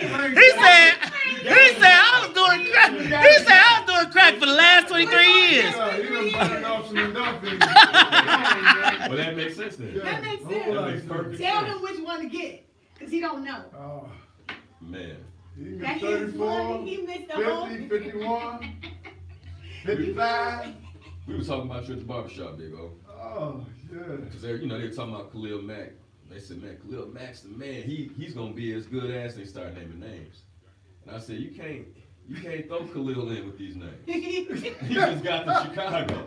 And he just got started. Yeah. We talking about people who, put up major numbers. And man, I think this, man. I think that. I average what, 13, 14 sacks a year. And he had Wait, you average 13 a year? Yeah. Yeah. And that's from the tight end. That's from the tight end side. That's hitting the tight end first.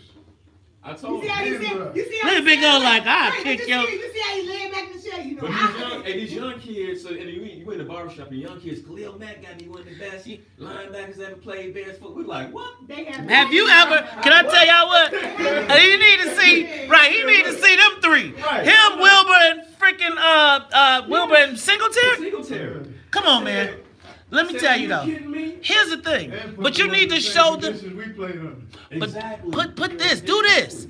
Do this though. Show them a football game then and a football game now. Like what they did to quarterbacks and what they did on defense. Well, think about this. You can't even tickle the quarterback now. Remember old boy picked Jim McMahon up after the play.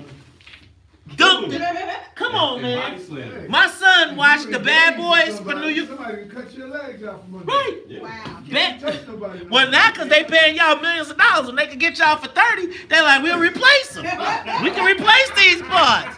Shoot, when they 37,000, take his legs, take it off. You wait, we pay him $200 million? Oh no, hell no. Y'all better keep my stuff together. Let me tell you.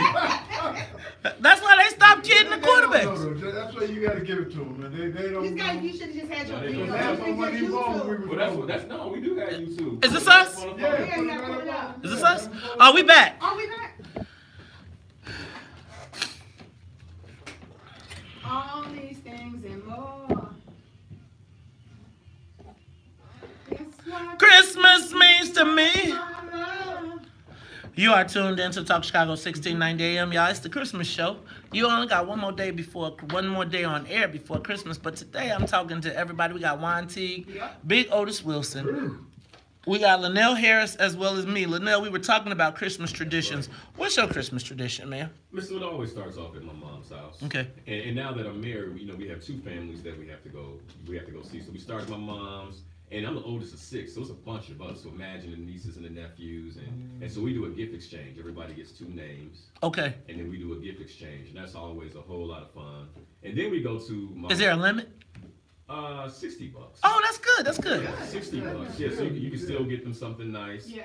And we have a back end little web system that my sister set up. She's in IT, so you one of them tech. You got tech Christmas. Yeah, it's simple. It's real simple. You know who you have and what they want, and it's beautiful. Okay. And so we eat over there. But then my wife's grandmother.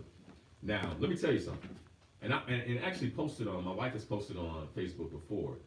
Nobody celebrates Christmas like my wife's grandmother. Her house is a Christmas ornament. You walk in, there are lights, there's Santa, there's angels. It's everything. It's like everywhere in the house. It's everywhere in the house. It's everywhere in the house. It's upstairs, it's downstairs, in the basement, and the kids just go nuts.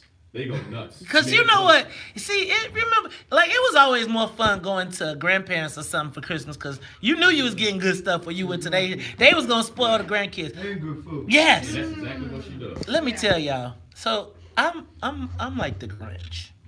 I just don't like Christmas. I don't. No, let me tell you what I do. You should have went first, man.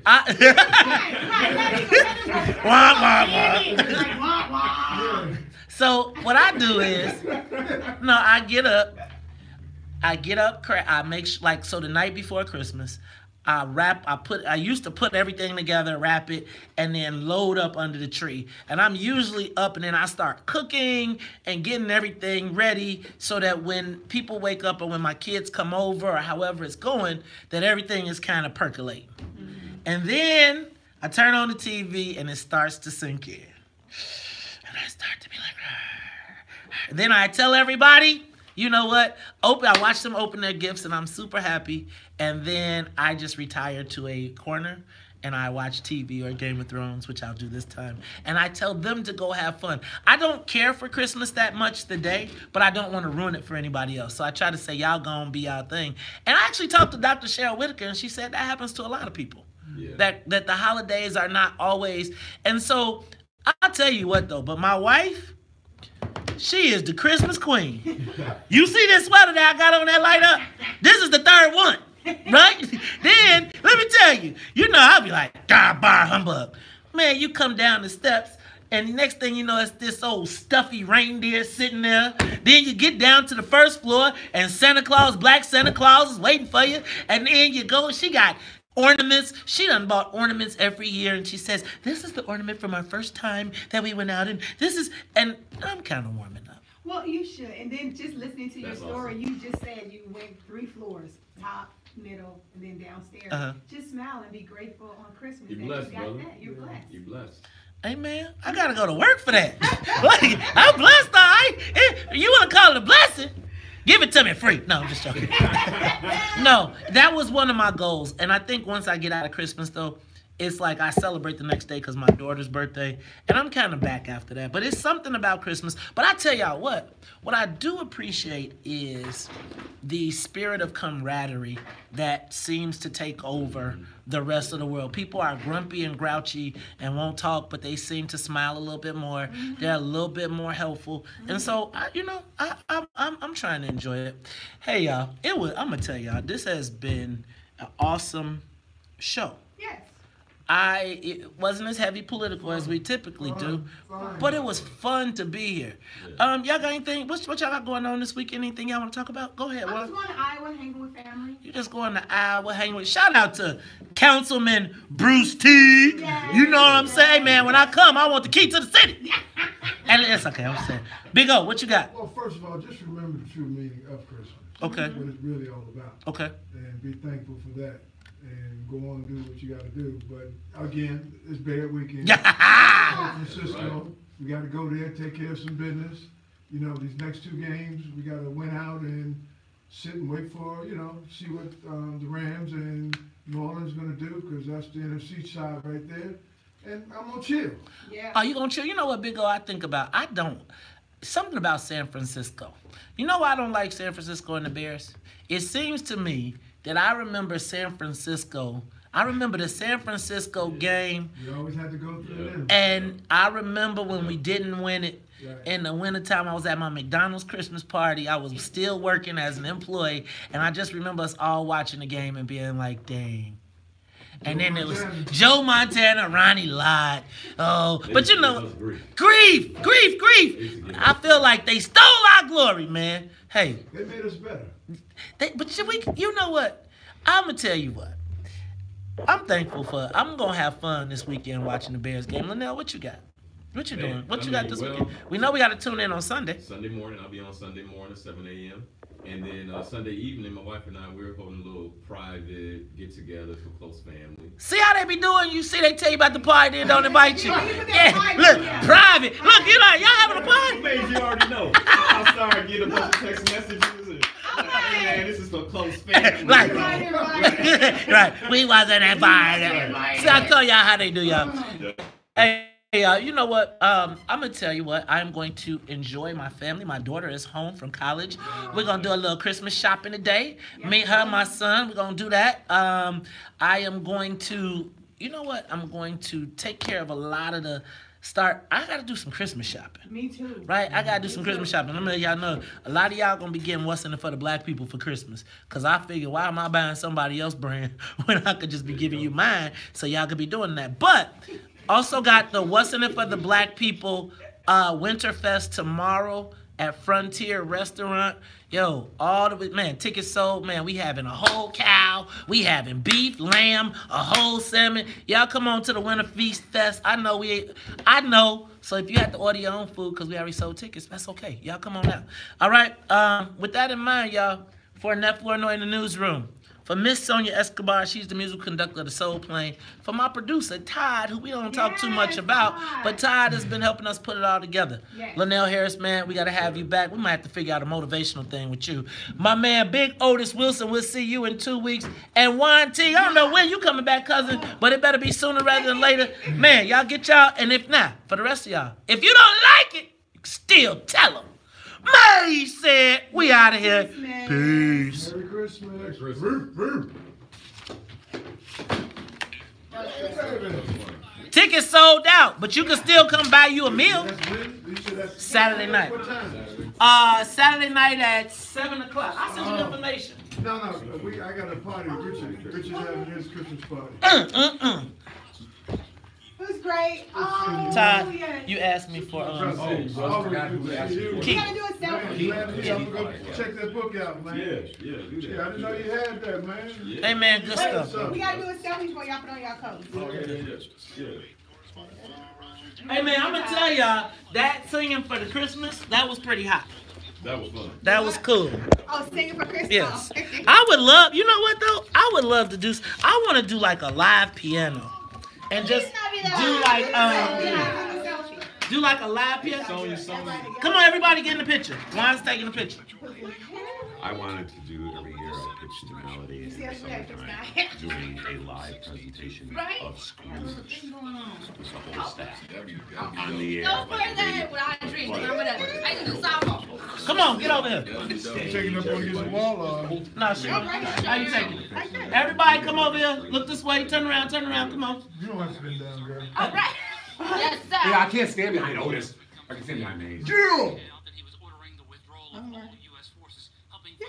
think I got it. Good stuff. Hey, y'all, great show. Thank you all. Oh, yes. Yes, indeed. My brother. Merry Christmas. Love you, my man. Thank you, man. Indeed. Linnell, good stuff, man. Yes, Send us. I'm gonna say, sorry. All right, y'all, we out of here. Wait a minute.